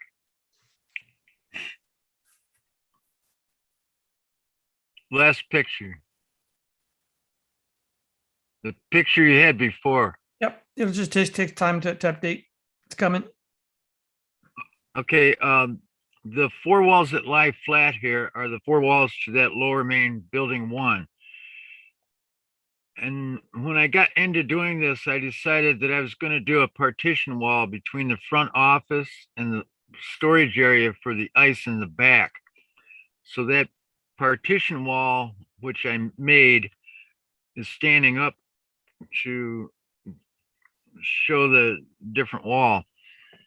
Also, I'd like to mention that if you do an interior wall, the outside of this building will have 4 posts on it, which I think I'm going to have to use 8x8s instead of 6x6 for my outside corner posts because of the thickness of the wood that I put on the interior added to the thickness of the 4x4 strip wood interior wall braces and the thin card and the outside horizontal wood that I will add later, because 6x6 would be too small.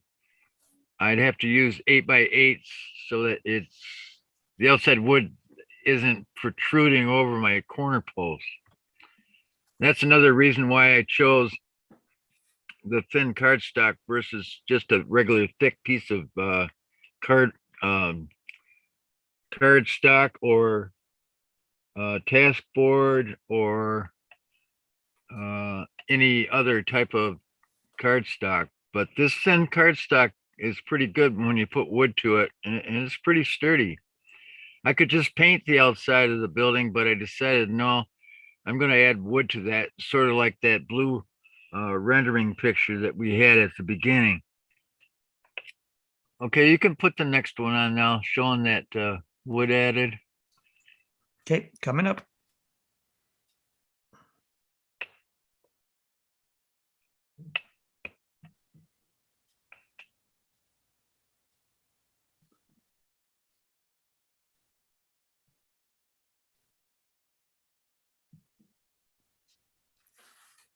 Well, Okay, those are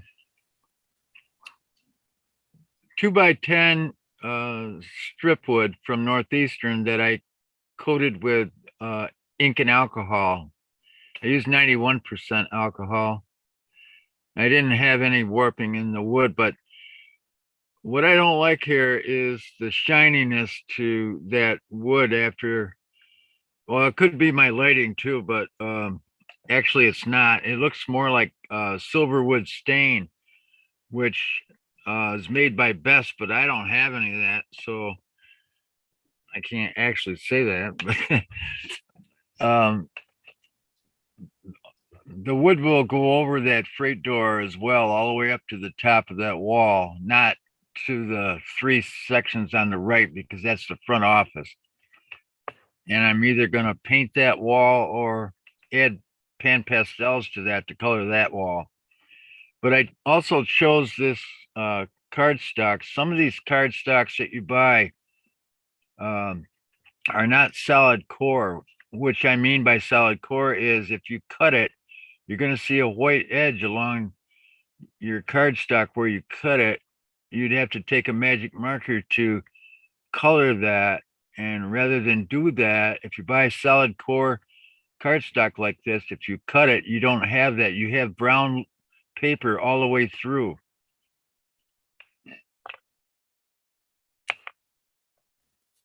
Okay, you can go to the next one. Okay, I just need to find it. There you go. Coming up.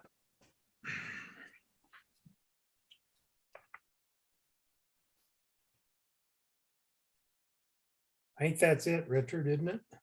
No, there's one No, more. that There's a really long delay from when I change the picture to when Zoom actually streams it out.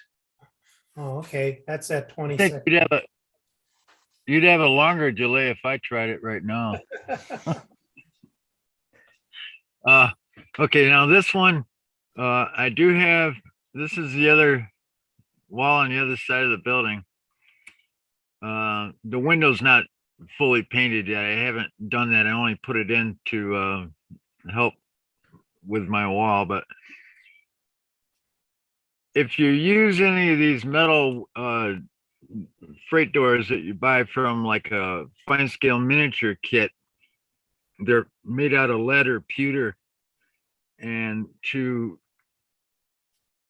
show the interior, you would see that metal. So what I do is the building part up above was another metal door. I covered that with my own strip wood to make a door. And that's how I also make my own freight doors.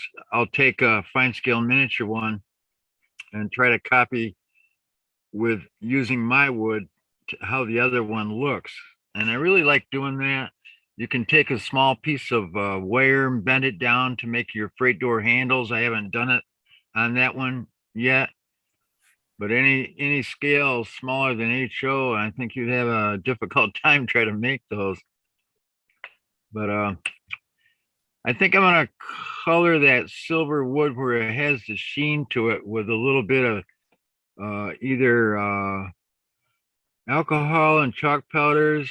Just try to color it, not fully color it, but just like dry brush it or use some pastels on it to make it look like a more flatter color than that silvery sheen. I really don't like that silvery sheen, but I wanted the interior to have a lighter color than my exterior because that's where the cold items will be stored in that building, like maybe blocks of ice along with other cold type products. I have another notification for you guys. If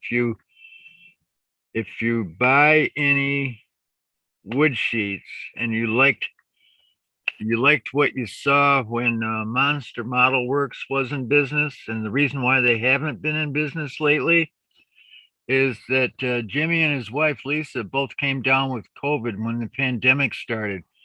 And this morning I just received an email from them, and I'll put that in the chats. They are back in business right now.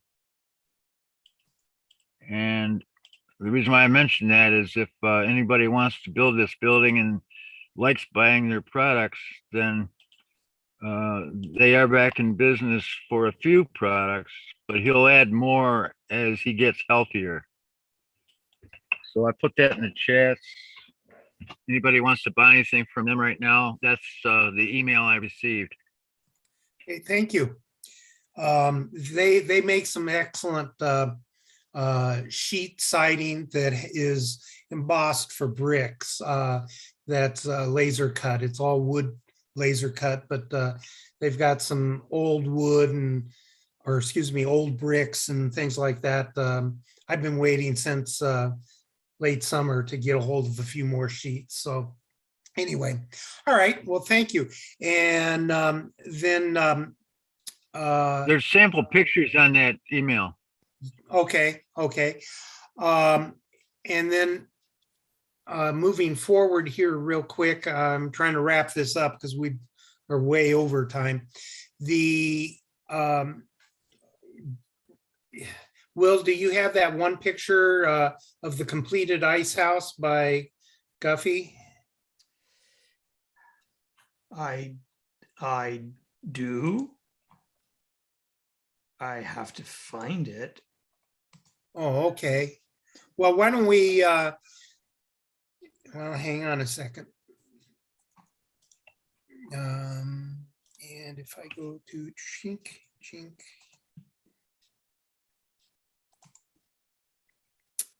Come on, Zoom window. I lost you. Where are you? And it's full screen and how come? Oops, that's why I can't do I it. would like to say though that no one has asked any questions on the YouTube video. Okay.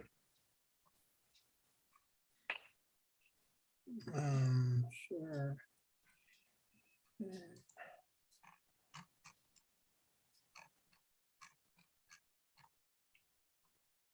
Well, let's cover that next time, since we're so far over time-wise. If you can go back to my camera one last time, I'm going to drop off here almost with one last tip. You're And on. gentlemen, if you've ever tried to clean soft pastels, you know it's next to impossible. So what I'm going to show you here is just a quick way of doing it. I don't know if you can see it on this pastel. I've got the two pastels kind of mixed together and things. So I've got a little bin here, and this is cornmeal, just everyday cornmeal. You just throw it in there, and I've got to put the lid on down tight because you really come back vigorously. And then you go dig your pastels out of the cornmeal. And when you do, your soft pastels are totally clean. And so I know a lot of people have asked how to clean soft pastels, and that's how it's done. And that's how artists keep all of their pastels clean. So that's the pastel trick of the day. And with that, I'm going to ask one last time if there's any questions. Chris? And yes, Are women's eyeshadows pastel of sorts? I'm sorry. Women's eyeshadows, are they pastel of sorts? I believe they are basically. I know that they're mineral based. You know, a lot of them are, you know, the same type of pigments that are utilized by paint manufacturers. Oh, and I'm sorry, Greg, I did not cover the pigment thing, so I will come back and revisit that. I skipped over that. It just dawned on me. I apologize. But yeah, as far as I know, they are kind of a pigment base, but they've also got some oils in them, which I don't know how that's going to affect our usage. And I think that's one reason that they are somewhat limited use. I've heard of trying to use them on rolling stock and stuff, but again, they tend to smudge or smear unless you put a fixative over it. And when you apply the fixative, they tend to run, is my understanding. I haven't played with them extensively. If somebody's got some different experiences with them, I'm more than happy to open up the show for them to speak up, because I don't have any real experience with them.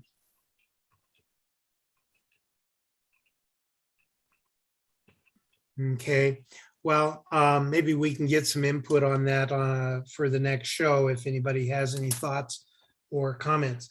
Well, this has gone an extensively longer show, but I really wanted to get into the soft pastels and give a true tutorial of pastels and take you down the real rabbit hole so that people have a thorough understanding of pastels and the different type of applications that you can utilize on the soft pastels. One thing I'm going to do here is I'm going to take my pastel, a white pencil, and I'm going to draw a pastel line across the I'll do it on this one so that you guys, and this is the streaking one, and I'll put a pastel line across it and try to wick it. This is the one that does not have, well, I guess this end does have, no, this is the one that does not have any edging torn up. So I'll wick it up, but hopefully you can see in a good picture the white line in the wicking of the soft pastel up. That was one thing I didn't demonstrate. To give you guys one final thing, this is my jar of pastel pencils that I tend to use, other than those others, which are the ones that I use the most. So we have oil pastels, which we did not talk about today. We have weathering powders, which are not pastels, but have the advantage of being used on non-porous surfaces, such as styrene. We have chalks, which don't play well at all and are not included in our modeling repertoire. Even though people call soft pastels chalks, inside soft pastels, you have 3 different hardness classifications. The soft, which can be used to give you wide swaths of solid colors. The mediums, which can give you more streaking colors. And the hards, which you can use to introduce more controlled streaking, heavy streaking, or value tones and hues in given areas, or you can do very fine lines with them. You have the pencil format, which you can use again for streaking, much like the hards. It's just a little bit easier. Plus you can get a very fine line with them if need be. And you have the soft pastels, which you can use with a brush, but are actually better applied with other tools such as the soffit sponge. Pastels do not have to have a fixative applied. You can apply a fixative. If it's not designed for soft pastels, such as dull coat, which is a lacquer thinner, or excuse me, a lacquer, shellac, I guess, it will kind of melt or dilute the pastels. And when you do apply a fixative, you actually spray over above the pastel work and let the fixative settle down onto the surface, and it'll kind of lock it in without melting or making your pastel run. So we have the soft pastel, the medium, and the hard pencil, the pan, and the stick. And I think that about covers it. I want to thank everybody. I will post the pictures of the stuff. I'll get that done tomorrow afternoon after the Daytona 500. Is any other questions, comments, or whatever? Great show. Okay, well, gentlemen, I'm gonna try to end this thing here. I don't know if Ken is still on to kind of walk me through it.